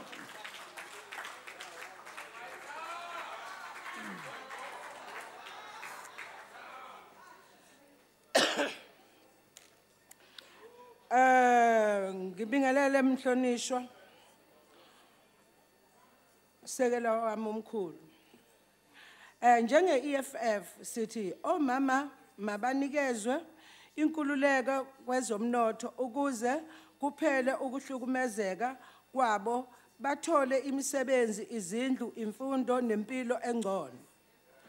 Ukuhlukumezeka komama kwenziwa ukuthi bathembele kwabesilisa ukuze babaphe kanti imali. Ngalondlela ingakho sithi mabathole imisebenzi nezingane ukuze ikwazi ukuthi ziphile. Omama ubabona begcwele imigwaqo. Behamba bebelethe abatwana bahambe beqoqa izinsimbi beyodayisa escrap yard. Libalele noma lina lento EFF asihambisani neze nayo. Okunye omama ubathola begcwele umgwaqo bebelethe izingane becela imali emgwaqweni bedonate ngamanye amazwi. Lento ngempela kukhombisa ukuthi abantu South Africa especially izingane nabantu besifazana abakakhululeki kule South Africa. Omama abakhubazekile nezingane bayahlukunyezwa bayadlwengulwa abanawo ngisho imizi yokuhlala izindlu abahlala kuzona ziyanetha. Omunye nje umama okhubazekile kwaJay eMlazi akakwazi ukuhamba akakwazi ngisho ukwenzani uqashile akanawo umuzi swawufuna umuzi ekhansela nakawutholi imvula iyazenzela umntwana ungabona usiza kulona. EFF asihambisani nokuhlukunyezwa kogogo. Yingakho sithi imali ayikhushulwa ibe u-2,600 ngoba ugogo ekhaya uyena omele wonke umuntu. Umuntu ekhaya uphila under ugogo uyena owazi ukuthi kuyadliwa. Okunye EFF njalo ufuna ngilalele. Okunye ukuhlukunyezwa ukuhlukunyezwa kwabesimame nezingane yilapho kuhlekana khona abazali. Yabona abazali mabehlukana. Leyo nto inzima kabi ngoba abantu besilisa banomkhubo ukuthi ingane bengazondla ngazi suke sezenzeni ingane. Nakhona la ekhaya la iParliament ephakathi bakhona laba bantu abanezingane abangafuni ukuzondla kanti mayimember yeParliament funda ukondla ingane ukuthi uxabene nomzali musu uxabana nengane. Okunye EFF lezi zehlukaniso zomama ziyinkinga ngoba umuntu wesifazana mangabe sekufanele ahlukane naye isinqumo esithathwayo sokuthi makabulawa angazi ubulawelana abanye baze babulale nezingane. EFF lalelani njalo sizimisele ukubona abantu besimame benikezwa imihlaba ngalena kokubuzwa imbiba nebuza ukuthi ubani ushadile ushadanga. Okunye ke sengcina nje nibonile into eyenzekile le ophongolo ukuthi ngempela into esisho EFF masithi asikakakhululeke eSouth Africa sabantu besifazane iqiniso mangabe intatheli zingabonanga buningi ubugebengu obenzakala bona emakhaya imigwaqo ayikho amanzi abanabo mama bavuka ngo5 ebusuku bayokha amanzi bayaresho abantu basemakhaya bakwazi bazobika phi inkantolo azikho funa kamangabe kufuna abagibele konke lokho sithanda ukusho ukuthi EFF hambelana abantu emakhaya ningalona iphakamisa la eParliament abantu behlupheke abanamanzi emakhaya bayaresho bayalamba. Thank you Mhlonishwa siyathokoza. Mhlonishwa Nkomo.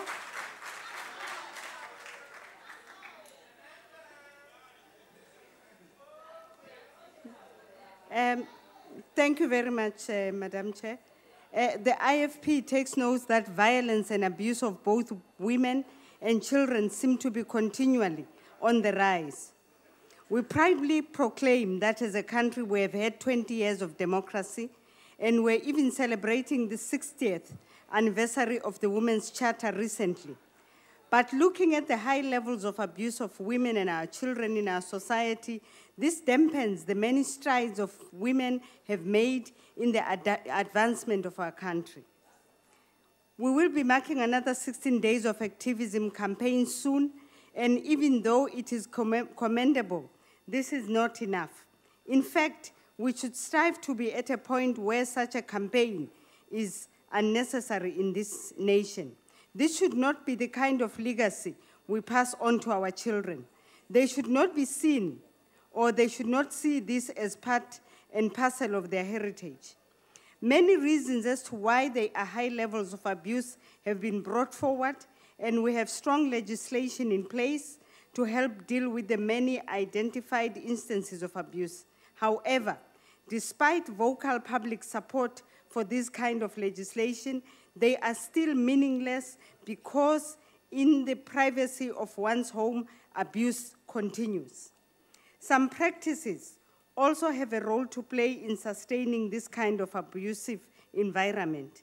Women and our young girls are not seen as valuable beings, but they are mostly seen as commodities of trade. If such type of practices continue, we cannot expect any change to happen anytime soon, because women are not seen as deserving the same status afforded to men and boys. Peer pressure and bravado are also some of the driving forces behind women abuse. Men do not want to seem weak to their peers, and so women become an outlet to their ego. A woman wearing a miniskirt is still harassed and sometimes raped because, according to this kind of men, she asked for it. By wearing this short skirt, it's actually taken as a provocation in her dressing code. Our outlook of these matters must change. There is a deeper level that needs to be addressed on why women and children continue to be abused, and we need stronger political and communal will on the matter. Without it, we'll continue to have these kinds of debates every year with no end in sight. In conclusion, Madam Chair, may I speak on behalf of our children? Because in this case, we're talking in terms of children when we talk in terms of girls. We would also like to include our boy child or the male child in the sense of the male circumcisions that we are seeing as women, which we are also including in this part, where many of our children are being killed due to those practices. Thank you. Honorable Imam.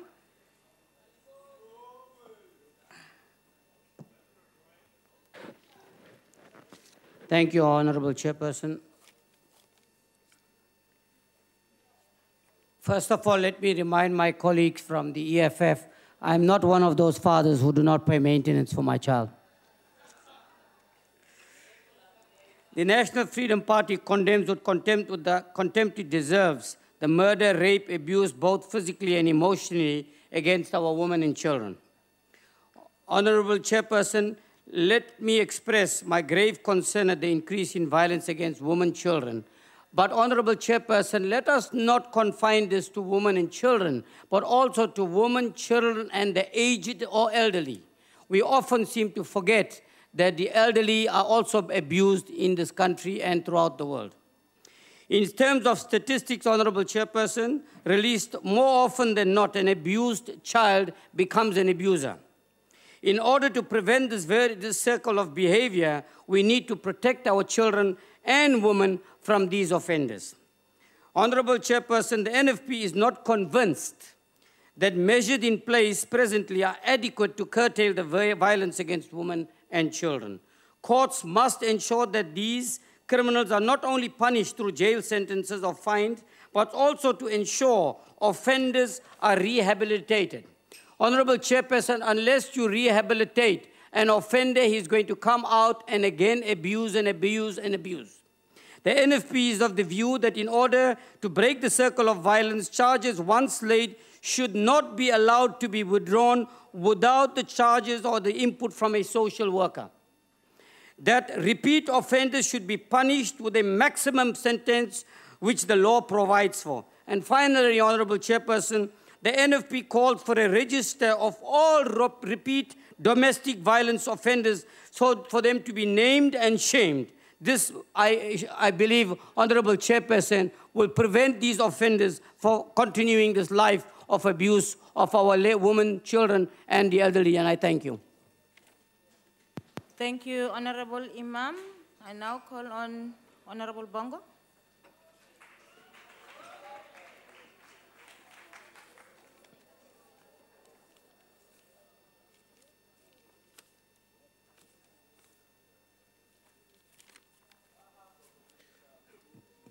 Thank you, Honorable Chair, Honorable Ministers, Honorable Deputy Ministers, and Honorable Members of Parliament.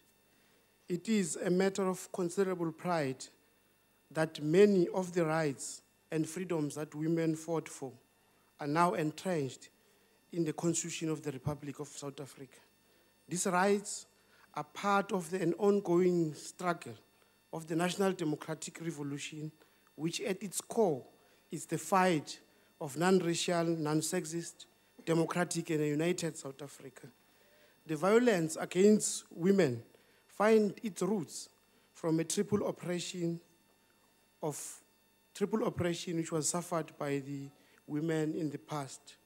Our Constitution, obviously, based on the Freedom Charter, aims to build a society that is based on democratic values, social justice, and fundamental human rights. The Constitution further creates enabling legislations that would fight this demon of violence against women and children. South Africa, from all walks of life, know that the African National Congress and the government in South Africa has taken a position in fighting this demon. The government has introduced certain legislation inter alia, Employment Equity Act, Domestic Violence Act, Maintenance Act, Sexual Offences Act, that is among others. The ANC-led government under the leadership of His Excellency, President Jacob Zuma, has established a specific ministry that will be attending to this issue that deals with specifically women in South Africa. The ANC is the only organization in the country that has a 50-50 gender parity on women. We are calling upon all other opposition parties, particularly the DA in the Western Cape, to make sure that they don't just put a cabinet that is full of males, so that we are able to attend to this matter very decisively. The Justice Department... Chairperson, on a point, will the Speaker take a question on how many female premiers there are in the Don't ANC continue, provinces? Honorable Walters, please. The Department of Justice is finalizing an implementation of specialized courts that will be dealing with sexual offenses. There is a need that we must make sure that each and every one of us take this matter of human development, especially women development and children, as a matter of interest for both men and women alike. There is a need to deconstruct the idea of patriarchy and construct a new way of thinking. Honorable Chairperson, if members may, you just have to listen. Honorable Chairperson, the matter of women is not a matter that is a matter of government alone as a stakeholder. We need to acknowledge that government is just but a stakeholder on the matter that relates to women. We need political parties, we need civil society organizations to assist us in ensuring that we're able to fight this demon. Honorable Chairperson, yesterday when I was watching TV, I just saw on TV a bunch of men gathering here in Parliament, gathering in the precinct of Parliament, wanting to raise a motion of no confidence to a person who's just a female. This shows that we're unable, we're far from dealing with this matter. If opposition parties themselves Well, they are not agreeing on any matter amongst themselves, but they're just agreeing if it's a woman, then the woman must be taken out. To the Honorable Olomisa, Honorable Olomisa's hatred against women is something that we can no longer ignore. Whenever there is a woman involved, she's the first one to raise issues around women. Honorable Chairperson, we need to make sure. We need to make sure that Chairperson. Honorable Bongo, do you mind to take your seat? Honorable Gadi. Thank you, Honorable Chairperson. When the Speaker spoke of a bunch, we thought maybe it's not people who may in one way or the other be inside the chamber. When you listen to his speech further, the bunch now relates to Honorable Olomisa. So it does appear that there's a need for a ruling in that regard of the word bunch, whether it is parliamentary or not. I thank you. Thank you, Honorable Chair. Okay, no, don't continue. Don't continue. Honorable Gadi, what is your point of order? I'm not speaking to you, Honorable Shibambo. I'm speaking to Honorable Gadi. Please, let him finish. Let him... No, let him finish. I'm asking him because he's the one who rose. Please, allow me to do that. Chairperson, the issue is it parliamentary to refer to members of the House as a bunch, in that the word bunch was earlier used such that it did not appear to refer to any honorable member, but as the speech went on, it does now appear that General Olomisa appears to be amongst the bunch. I don't know who are the other bunch other than Honorable Olomisa, but for the purpose of this House, it doesn't appear that it is parliamentary. Can you make a ruling in that regard? Okay. Point of Can order, we Speaker. say that before you continue, your time will be restored? Can I respond in this way, in that there is an interpretation that you are making towards the speech? That was, at the beginning, there was a mention of a bunch, and Honorable Holomisa came later. So can we please say we're not going to entertain that because it was not a direct referral to Honorable Holomisa. Thank you. Continue, Point of Honorable order, Member. Speaker. Thank Speaker. you, Chairperson. Chair. Point of order. Honorable Gwangwa. Is it parliamentary for the honorable member at the podium to make an unsubstantiated allegation that General Olomisa has a deep hatred of women? He should withdraw that statement. The second one is, he is Honorable Olomisa and not Olomisa. Can I ask you to rule on that matter? Hatred. No, I can withdraw, Chair. It's not a problem, but the matter that we need to Okay, emphasize- Honorable Bongo, please wait.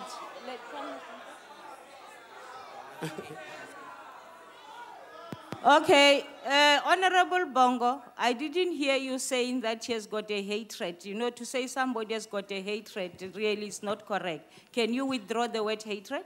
I withdraw, Chair. Thank in you. the interest of me having to clarify certain points. Can you please withdraw I withdraw. unconditionally? I withdraw, Chair. Thank you. The Continue. issue that relates to women. Can we allow the speaker to continue? He has withdrawn. The issue. Chairperson, he has withdrawn the word hatred. He should withdraw the whole sentence and not just the word hatred.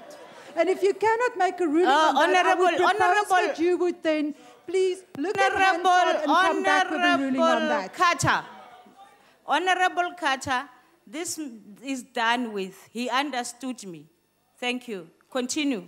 The issue around the violence and abuse against women and children is not a matter that we must look or blame the police alone. It's a matter that is an integrated matter. We've got to look at the peace and stability cluster, but also look at the social issues around this matter.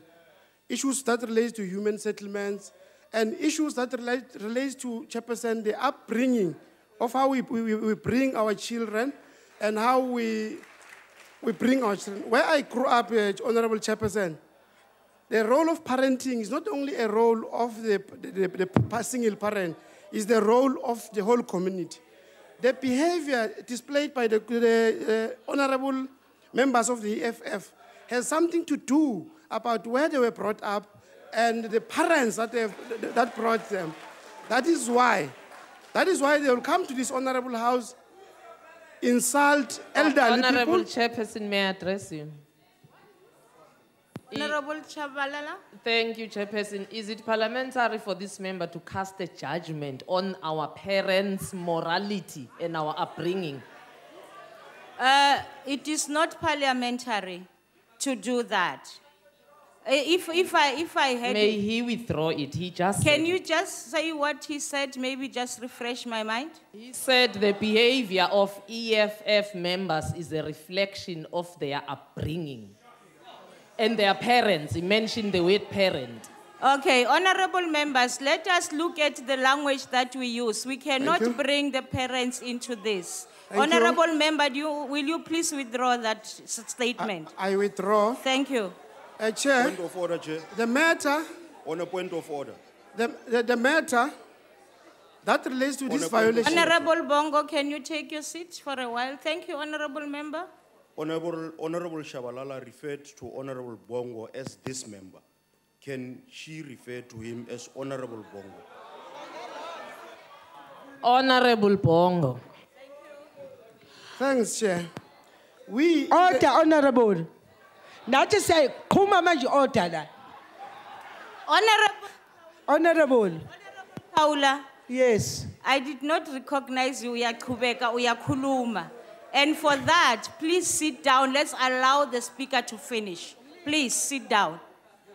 No. No, there's no order now. We have ruled. I want to say something. No, we have... This is my right. Honorable, on which order are you rising? No. Ngifuna ukubuza mina sihlalo lokuthi ukhona akumina ngathi ungasazi language. Honorable Kaula, Lalela, talk to me. sorry sihlalo wami. Lithe elami.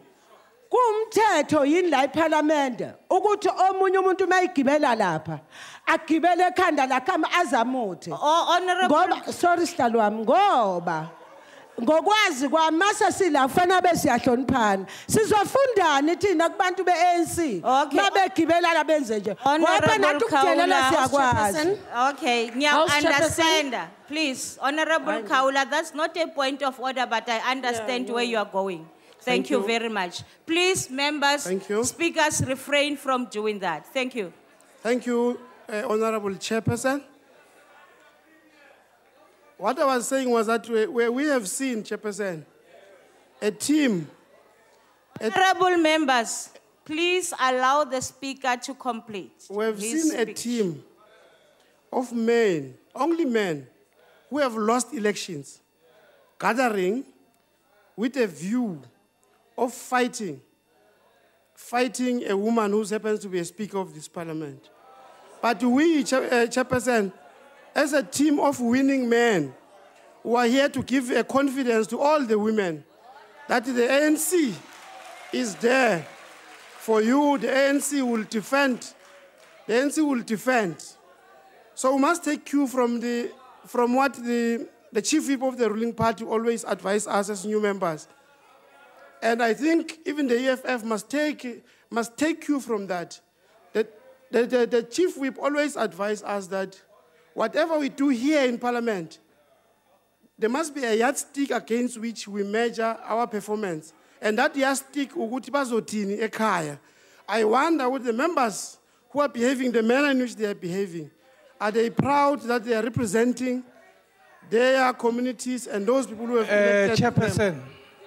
Chairperson, may we call a point of order? What's your point of order? The honorable member is now speaking about a conduct of EFF members, when actually he is a member of a committee responsible for disciplining members of EFF for an alleged misconduct. What is your point of order, man?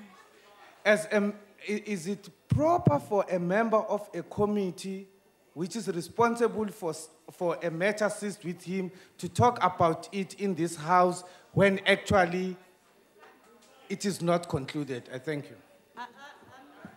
whether the member is referring to a specific case. But what I'm listening to is the member talking about the behavior in the House, not a specific case that is dealing with. So this is not a point of order. Continue, Honorable Member. Thank you, Chairperson. I think in conclusion, what we want to say to everyone in the House is that this matter of violence against women and children, it needs all of us. It needs all of us. Thank you, Honorable Member. Your time has expired.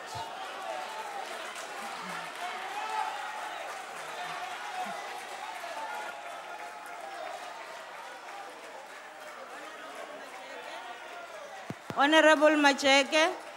Order, honorable members.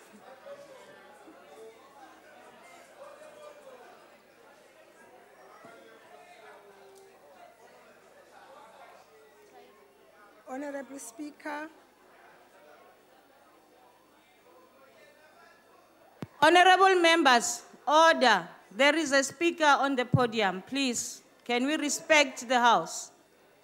Honorable Speaker, honorable members, 20 years into our democracy, our women and children continue to be victims of gender and child abuse.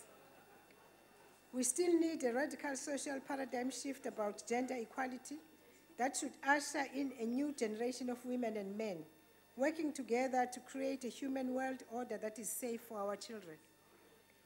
The numbers reported daily through the media of the various forms of violence against children and women continue to escalate even during campaigns when the nation is giving specific focus to these vulnerable groups in society. Despite successful battles by women securing many basic rights, many of which have since been legislated, including the rights of children, yet in the private sphere of women and children in their homes, abuse and inequality remains a battle to be fought collectively. Whilst efforts to educate women and society at large about the rights of women and children and the responsibility of all citizens with respect to ensuring that such rights and legislations are respected and adhered to, many women remain unaware of their rights. Some women are afraid of further and increased violence from perpetrators if they were to report to the SAP. Certainly, as a nation, we have a responsibility and duty to unite against the violence and abuse of women and children. Honorable Speaker, the fight against violence and abuse of women and children demands a zero-tolerance system to punish, deter, and rehabilitate offenders while supporting and restoring dignity and justice to victims. I thank you. Thank you, Honorable Majeke. Honorable Alberts. Thank you, Madam Chair. The quality of a society is measured in the quality of care provided for the weakest, namely its women, children, and the elderly. The statistics on the protection provided by the government to women and children is a sign that we as a society are living on borrowed time. When I say we are living on borrowed time, it means if we tolerate violence and abuse against women and children, we eventually will tolerate anything else, and that will lead us to a road that's too ghastly to contemplate. Die eintlike punt van die amptelike statistieke is dat dit te hoog is en dat dit eintlik nie moet bestaan nie. Vrouens en kinders moet gekoester en beskerm word. Die belangrike vraag wat hierop moet volg en beantwoord word verdien en wat beantwoord moet word is tweevoudig. Waarom gebeur hierdie dade enigstens in Suid-Afrika en tweedens wat moet hieromtrent gedoen word? Eerstens, die oorsake van hierdie tipe geweld en mishandeling is beide eenvoudig en kompleks. Enerzijds eenvoudig omdat die oortreders nie bedreigend bang voel om die dade te pleeg nie en anderzijds kompleks omdat die oortreders dikwels self die slagoffer van geweld was. Die eenvoudige oorsaak is te vind in die gebrek aan behoorlike polisieering deur beide die polisie en die gemeenskap wat daardie onsigbare tou van moraliteit versterk deur afkeer en vervolging. Die komplekse oorsaak is te vind in die wyse en plek waar ons groot word. In Suid-Afrika in geheel is die gebruik van geweld op soveel vlakke gelegitimeer. Voeg daarbij die invloede van die media by wyse van die internet, films, TV-reekse, daaglikse nuus, advertensies en so meer. Die invloed van ouers wat dalk self met geweld in die huishouding groot geword het en die breër gemeenskap se wil om die reg in eie hande te neem weens 'n gebrek aan behoorlike polisieering, dan kan mens begin verstaan waar die probleem lê. Ek gee nie voor dat ek al die oorsake aangeraak het in hierdie kort tyd nie. This brief analysis uncovers a notion that we as people have always been undermined by various forms of bullying. A bully can come in many forms, even in the form of a woman or child. The hallmark of a bully is that he or she wields some form of malevolent power over the other person. A bully is often the government itself. If we are mindful of this, then it is the malevolent power behind the bully that must be broken to stop the vicious cycle of abuse. What then is to be done about this bully-type behavior and power? Firstly, empower those units that undermines bullies in society, like the SAP's Child Protection Unit. Introduce a religious ethos in schools that engenders respect and undermines spiritual poverty. Empower communities by devolving powers of protection to them. Take all inhibitors out of the economy and ensure the growth of the middle class. Hierdie stappe kan gesien word as 'n beleggingspolis vir die toekoms. Sonder dit stap ons 'n gevaarlike pad waar die Suid-Afrikaanse samelewing transformeer tot hel op aarde. Ongelukkig vir baie vrouens en kinders is dit reeds so. Thank you, Chair. Thank you, Honorable Alberts. Honorable Madisha.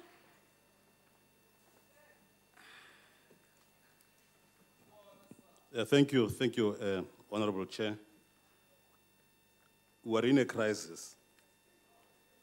In South Africa, on average, a woman is raped every 4 minutes. Interpol has named South Africa as the world's rape capital and said women were more likely to be raped than educated. What a national disgrace, we must say. According to a 2009 Medical Research Council study, 1 in every 4 South African men admitted to raping a woman. Some of them, of course, are very senior leaders in the country. Disgustingly, it is friends, neighbors, and trusted individuals who violate women in the cruelest way possible. According to Professor Rachel of the Medical Research Council, rape is about a culture where young men feel they have a right to a woman's body. Frighteningly, half of all gang rapes in South Africa were pre-arranged. If that is so, where is the Department of Arts and Culture in reviving old, solid customs and helping to create a new culture of keeping with our constitutional imperatives? Where is our public broadcaster and where are our script writers to help remove this stain on our nation's honor? Where are the community leaders who allow such disgraceful conduct to prevail in their communities? Where is the presence of local government in ensuring that the hot spots of violence against women and children are given attention through adequate service delivery? When a child is abused and a woman is violated, it says to us that our society, which was meant to be a healing, is becoming even more violently sick. By the time I take my seat, another woman will have been raped, and maybe half a dozen children will have been abused. For a nation with so many skilled activists and with a government so aware of the need to change us from the polecats of the world to one that is honored and admired, we are talking too much and doing too little. We have probably the very biggest government in the world, and yet almost very little gets done to secure our children, protect our women, and defend our honor. Chair, when we bring... Thank you. Yeah. Honorable Dudley.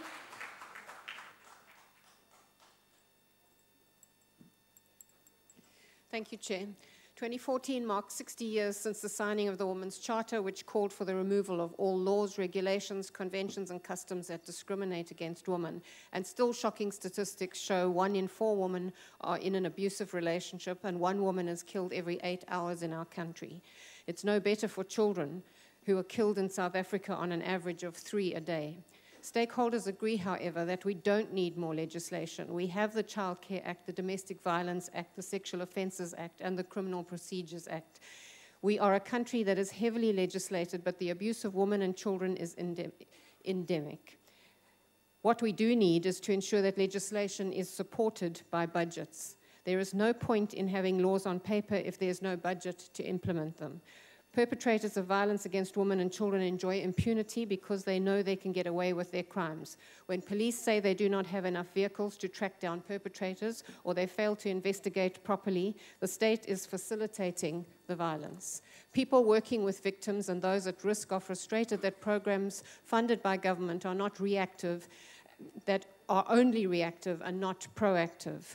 Now, the funding of non-governmental organizations only covers a social worker, and no funds are available for much-needed integrated community outreach programs. Programs are needed for survivors, perpetrators, parents, communities, and schools.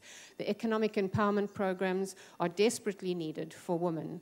Women's empowerment groups are also saying that it's about time the social workers employed by the Department of Social Development stop being administrators and do what they are trained for. The protection of women and children is enshrined in our Constitution and advanced by our Chapter 9 institutions, the Commission for Gender Equality and the South African Human Rights Commission, and the Public Protector. Researchers point out, though, that the locations of these institutions do not make it easy for victims. Many people in villages and townships cannot get to them, and there is a call for free call centers to be set up and promoted. National campaigns are also problematic in that they're often in cities and townships and not in rural villages and on farm areas. Many women are still not entirely sure of their rights, but even the most informed and educated women are traumatized by an assault and are unlikely to be assertive or to insist on their rights at that time. Much of the violence is the work of gangs, and the ACDP notes the controversial calls on national government by the Premier of the Western Cape to deploy the National Defence Force into the Cape Flats. Activists networking against exploitation of children, known as Annex, are saying that those opposed to this may need to reconsider their position to make it possible for them to render services to vulnerable children. The ACDP also notes efforts to encourage people to help gender-based violence victims by the Foundation for Professional Development, which has launched a knock-on-door campaign, which aims to help people create a distraction to enable victims to escape danger or call for help. I thank you. Baie dankie. Honorable Nchaisa.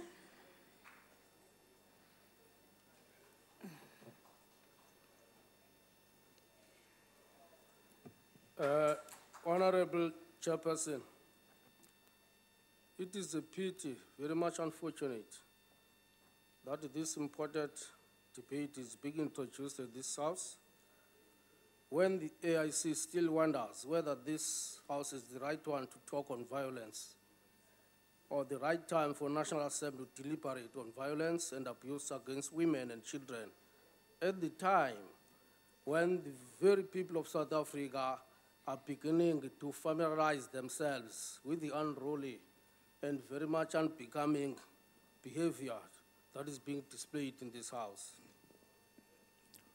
Nonetheless, Honorable Speaker, the AIC views violence against women and children as one factor that prevents the implementation of human rights in this country.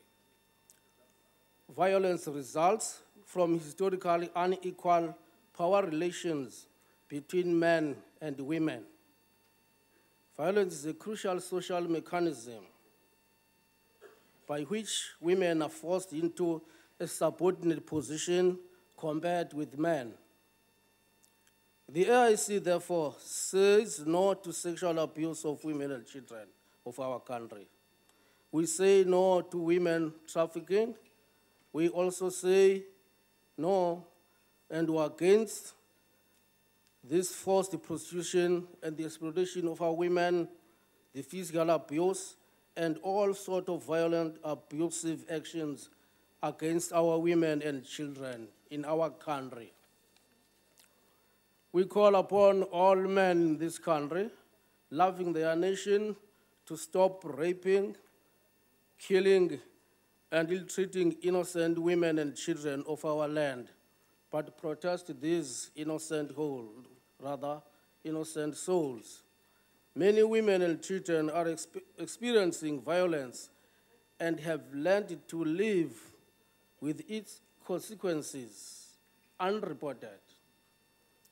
Honorable Speaker, it is why the AIC believes that a nation should be built upon strong family units which respect dignity of human beings. All men and women should refrain from their wicked ways so that now they do not die in their iniquity. That women who catered for annual Inkosi Matole in Kanda, that is Ngamalala village, were not paid up to now. It's something that needs to be taken into consideration and considered. Because those are the women that could not be paid, having worked so hard. Siyabulela mhlonishwa. Honorable Lesoma.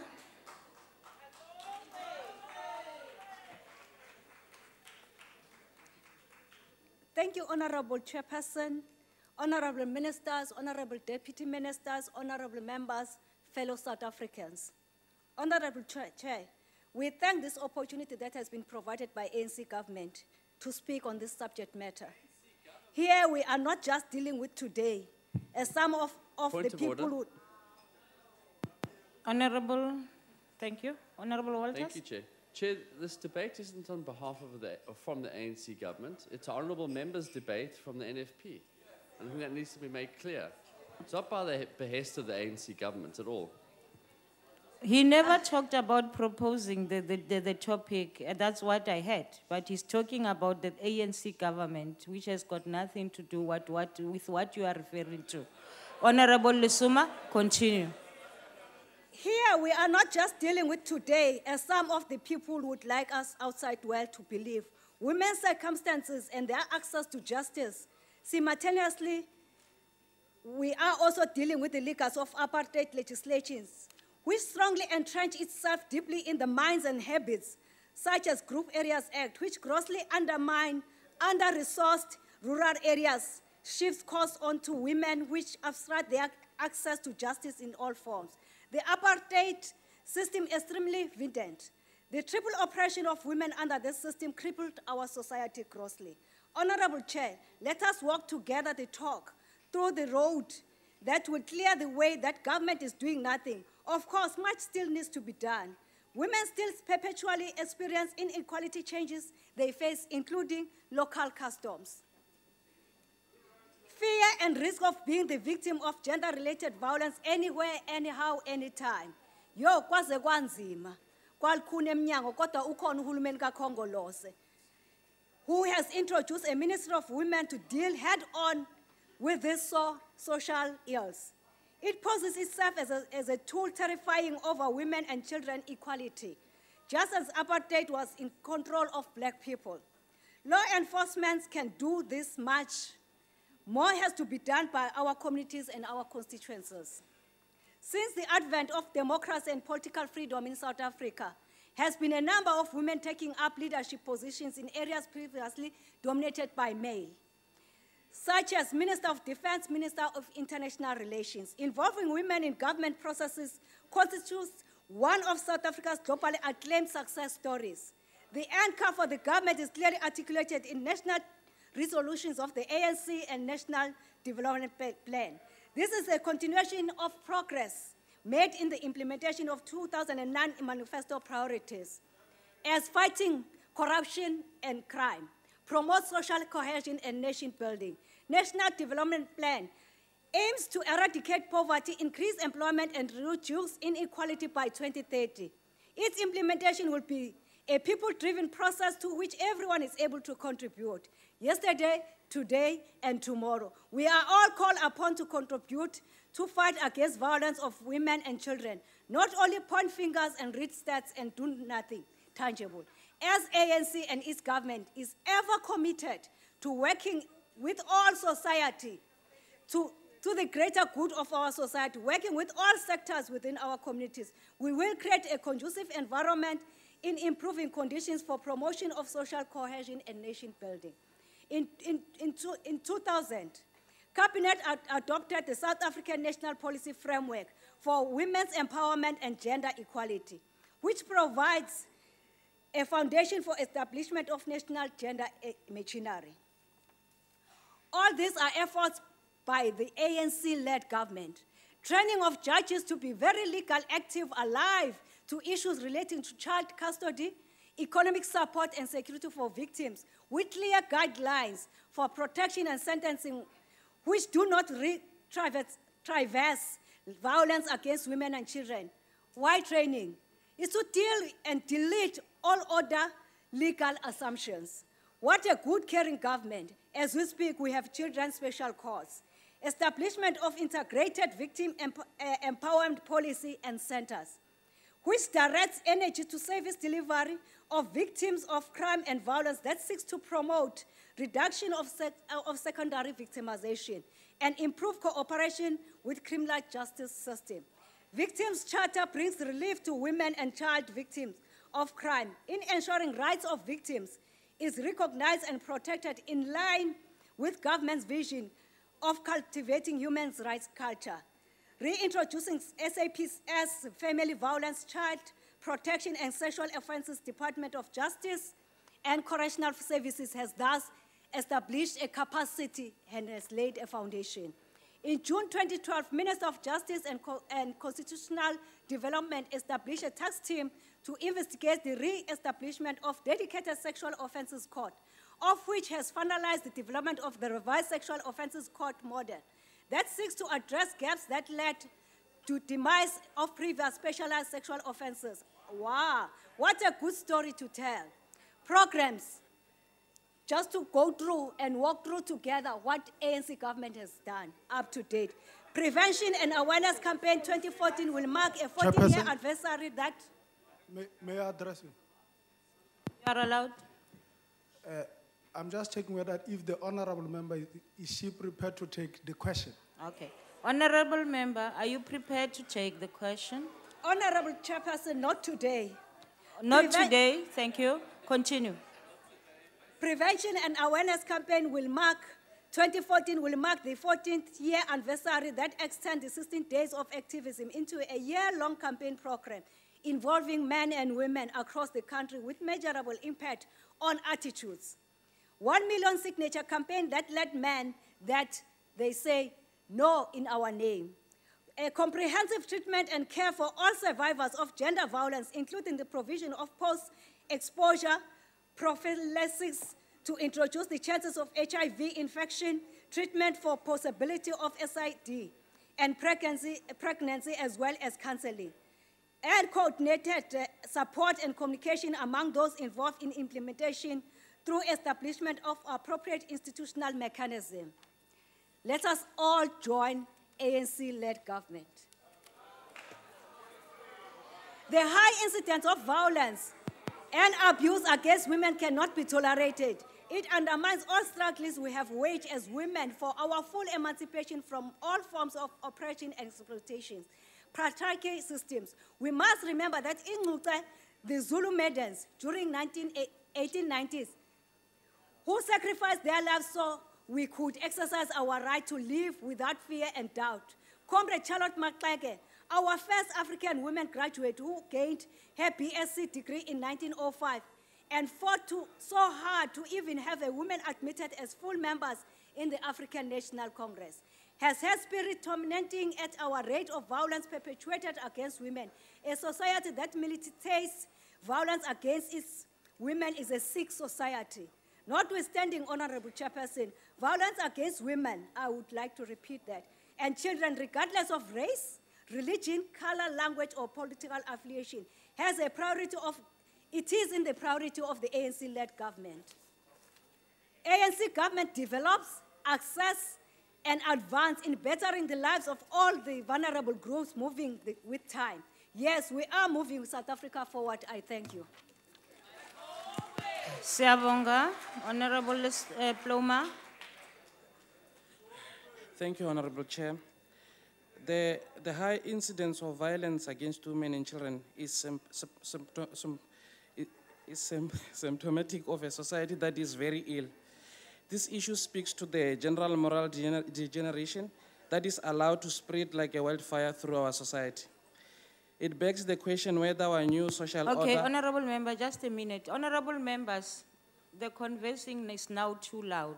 We are drowning the speakers, please. Thank you. We Continue. have to ask to what extent does our current neoliberal order create an environment that allows for individuals to assume that they can abuse women and children. While we have a judicial system that increasingly tips the scale of reason in favor of individual rights above what is morally right, or in favor of the general bonemos, I fear violence against women and children and other social ills will remain with us for a very long time. Madam Chair, in this societal context, South African women and children are at the mercy of a police and judicial system that is ill-equipped to effectively combat the abuse and effectively punish the perpetrators. The problem of women and child abuse is not one that merely requires denouncing it, but requires a whole societal moral regeneration that will redefine our whole value system. We need a society that holds those in position of trust accountable for their action. Madam Chair, our problem is thus the fact that the society that South African women and children are exposed to is one where the government of the day condones acts of corruption, nepotism, poor service delivery, and other social ills, creating a value system that allows for an environment fertile for social ills, such as violence against women and children. Because perpetrators are made to believe that society is incapable of keeping them accountable for their actions.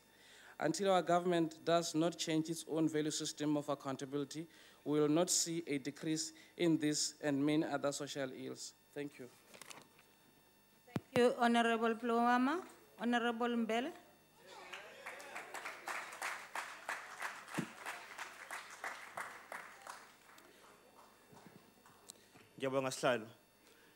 Honorable members, today we've heard a lot about abuse against women, and rightly so.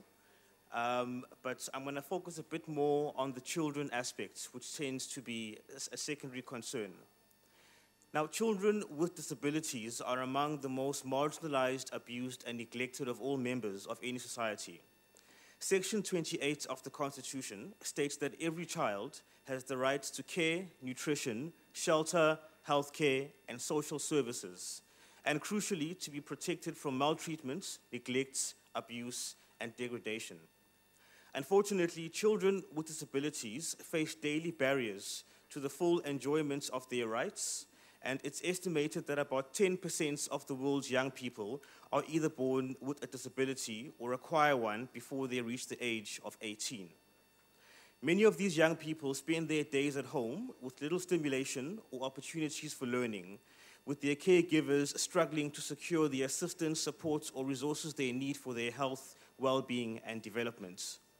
As a result, they are often isolated and vulnerable to abuse and neglect. In particular, it's widely documented that people with mental disabilities face multiple forms of prejudice and discrimination in their daily lives in the form of stigma and social isolation. These attitudes are expressed as teasing, negative labeling, being called possessed or cursed, and sometimes violence. Despite progressive policy and legislation over the past 20 years, there has been limited real impact on the lives of young people with disabilities, and the scale of the existing problem, without a doubt, remains underdocumented. Awareness and knowledge about disability is fragmented, and gaps in service delivery remain due to inadequate budget allocations, weak capacity, and patchy implementation. The difficulties experienced by many families due to the pressures of caring for a child who's disabled are exacerbated in the case of mothers who are left alone to cope as single parents with minimal supports. It is reported that some parents abuse substances and leave the child neglected, as we saw in the front page of today's Sowetan, or they're often left in the care of a grandparent or sibling. The Department of Social Development has a mandate to promote the well-being and development of children and youth with disabilities, which include intervention programs and services. As outlined just now, the implementation footprint in this regard is woefully inadequate, leaving a vacuum for neglect and abuse to run rampant. Manje Sihlalo, ngiyazi ukuthi amalungu eKhongolose ayachazeka ngama good stories. So bengifuna ukuntshela i-good story eyodwa qha ephuma la eWestern Cape. In April 2013, the Western Cape Department of Social Development launched a pilot project to conduct household surveys in Mfuleni, Friedenberg, and Deersville to identify vulnerable children and youth with disabilities in order to connect them with existing services. The survey also aimed to uncover the unmet needs of these young people and their caregivers and identify gaps in services in these pilot areas. The survey formed part of a broader project to develop referral systems, promote inclusive attitudes through awareness raising and advocacy, and support parents and primary caregivers to facilitate their children's holistic development. Almost 15,000 households were surveyed over 3 weeks, with 3 to 6% of households being identified as having at least one young person with a disability living in it. During the survey period, more than 500 cases that were identified as urgent or needing immediate assistance were referred either to a relevant specialist NGO service provider, a government department, and local social workers. At least 40% of young people who were disabled and identified were under the age of 18, with 30 to 35% of them being reported as having multiple problems. More than half of these young people had experienced difficulties related to their disability since birth. It is this kind of specific information that is needed in order to plug caretakers of children who are disabled into support, service, and referral networks so that the incidence of abuse and neglect of disabled children is reduced. Now, it must be said that many families do love and accept their children who are disabled. What is needed are improved efforts from government to identify families that are struggling so that they may be assisted and equipped to provide adequate care. The DA-led Western Cape is showing the way, and the time is now for other provinces and national governments to follow this example. This is essential if the rights of vulnerable children, as set out in the Bill of Rights, are to be protected and promoted. Thank you. Siyabonga, Honorable Mbele. We now call on the Honorable the Minister of Women in the Presidency, Honorable Shabangu.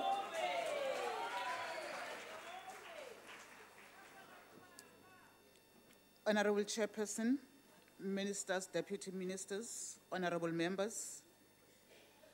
Here in South Africa, we come from a past where violence was a norm, including the previous state, which was violent and justified violence. Within this context, women and children suffered violence and abuse in various forms, physically, sexually, emotionally, psychologically, economically, and others, and children did not escape the same. Women who were raped then were always blamed for being raped or not believed that they were raped because of the cautionary rule which existed. Women suffered in silence with no space and institutional arrangement for recourse, and their human rights were violated on a daily basis. Even before the dawn of democracy, the ANC, its leagues, and alliance partners already were playing a pivotal role in addressing violence against women and children, underpinned by the 1954 Women's Charter, which aimed for equality for women. It is the ANC-led government since the dawn of democracy that introduced measures to address the scourge of violence against women and children.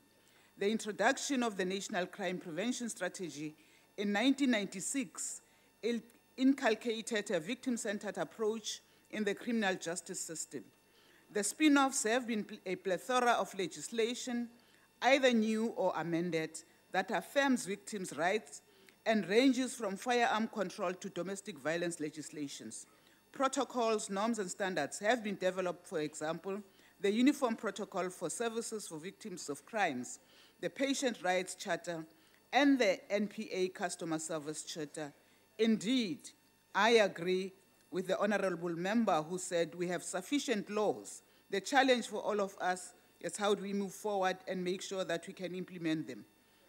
The other spin-off has been the implementation of the restorative justice approach that aims to involve the parties to a dispute and other affected by the harm in a collectively identifying harms, needs, and obligation through accepting responsibility, making restitution, and taking measures to prevent a recurrence of the incident and promoting reconciliation.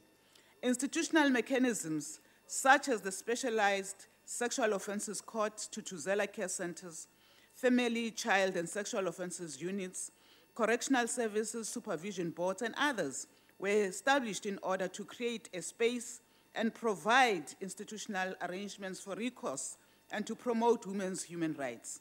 The ANC government appreciated the importance of understanding the causes of domestic violence, as some of the perpetrators are themselves victims of domestic violence.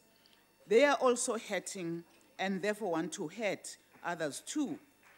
Our approach to this scourge must be multi-pronged in order to ensure that we address even the causes of violence against women and children, hence the introduction of restorative justice, which sees crime as an act against the victim and shifts the focus to repairing the harm that has been committed against the victims and the community. It believes that the offender also needs assistance and seeks to identify what needs to change to prevent future re-offending. We need to introspect on how we raise our children. Do we give them an impression that it is okay to solve our problems through violence, or do we educate and nurture them in realizing that violence is an enemy of human race?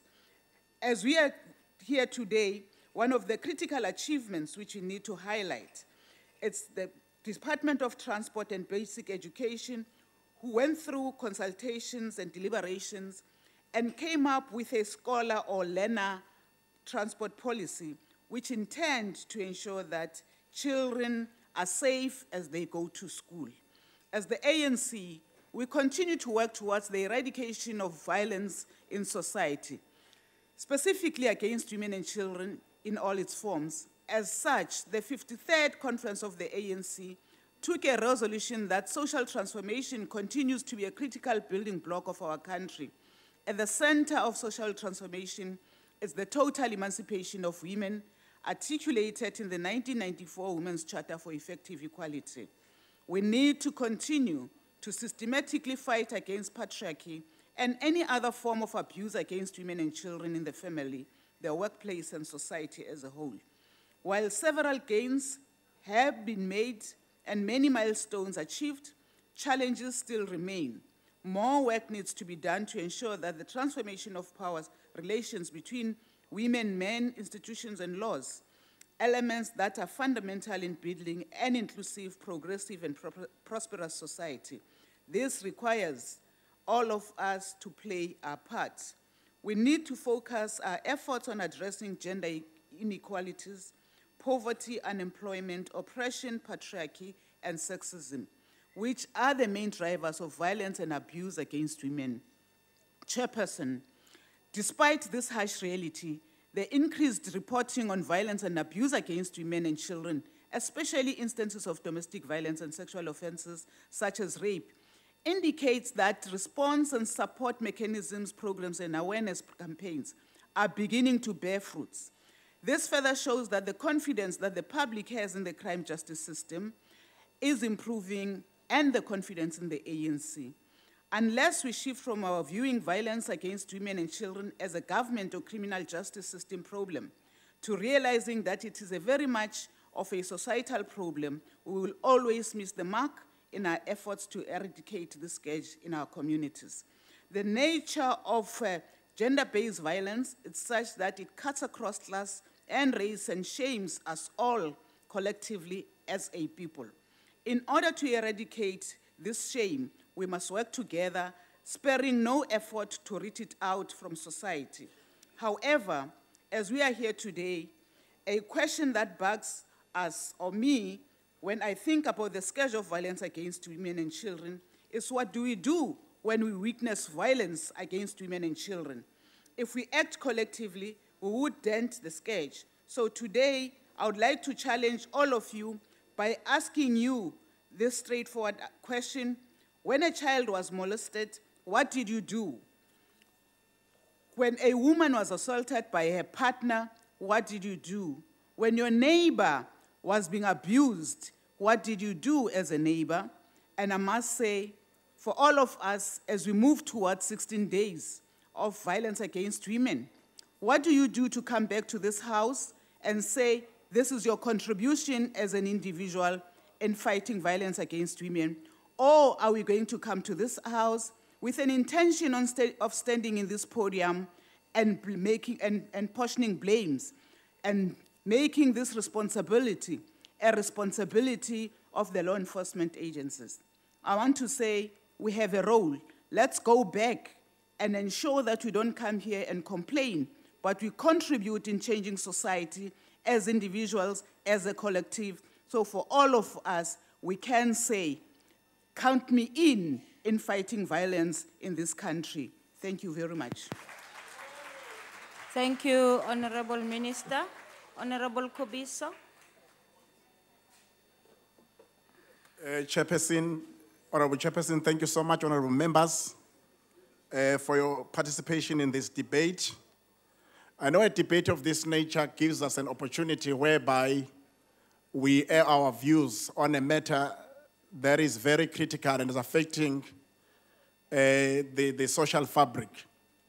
And I want to thank the honorable members for having candidly debated the matter. And of course, a number of issues have been mentioned, and I believe that we need to get into the crux of the problem and ensure that we deal with it in order to realign our society. You know, the question of the legislation that is there, that we have got legislation, it is available, but we still have the preponderance of violence and abuse against women and children. Why? That tells us that the law needs to be very strong and ensure that the perpetrators are arrested with immediate effect and they are prosecuted. It is very traumatic, for instance, to find that a senior citizen is still awaiting a case that is going to be attended to, and it drags on and on. And if these are arrested immediately and cases are processed immediately, and we send out a message out there that the law is biting in our country, in that way, therefore, we'll be able to minimize criminals that are destroying the social fabric of our country. So the law needs to be very, very strong.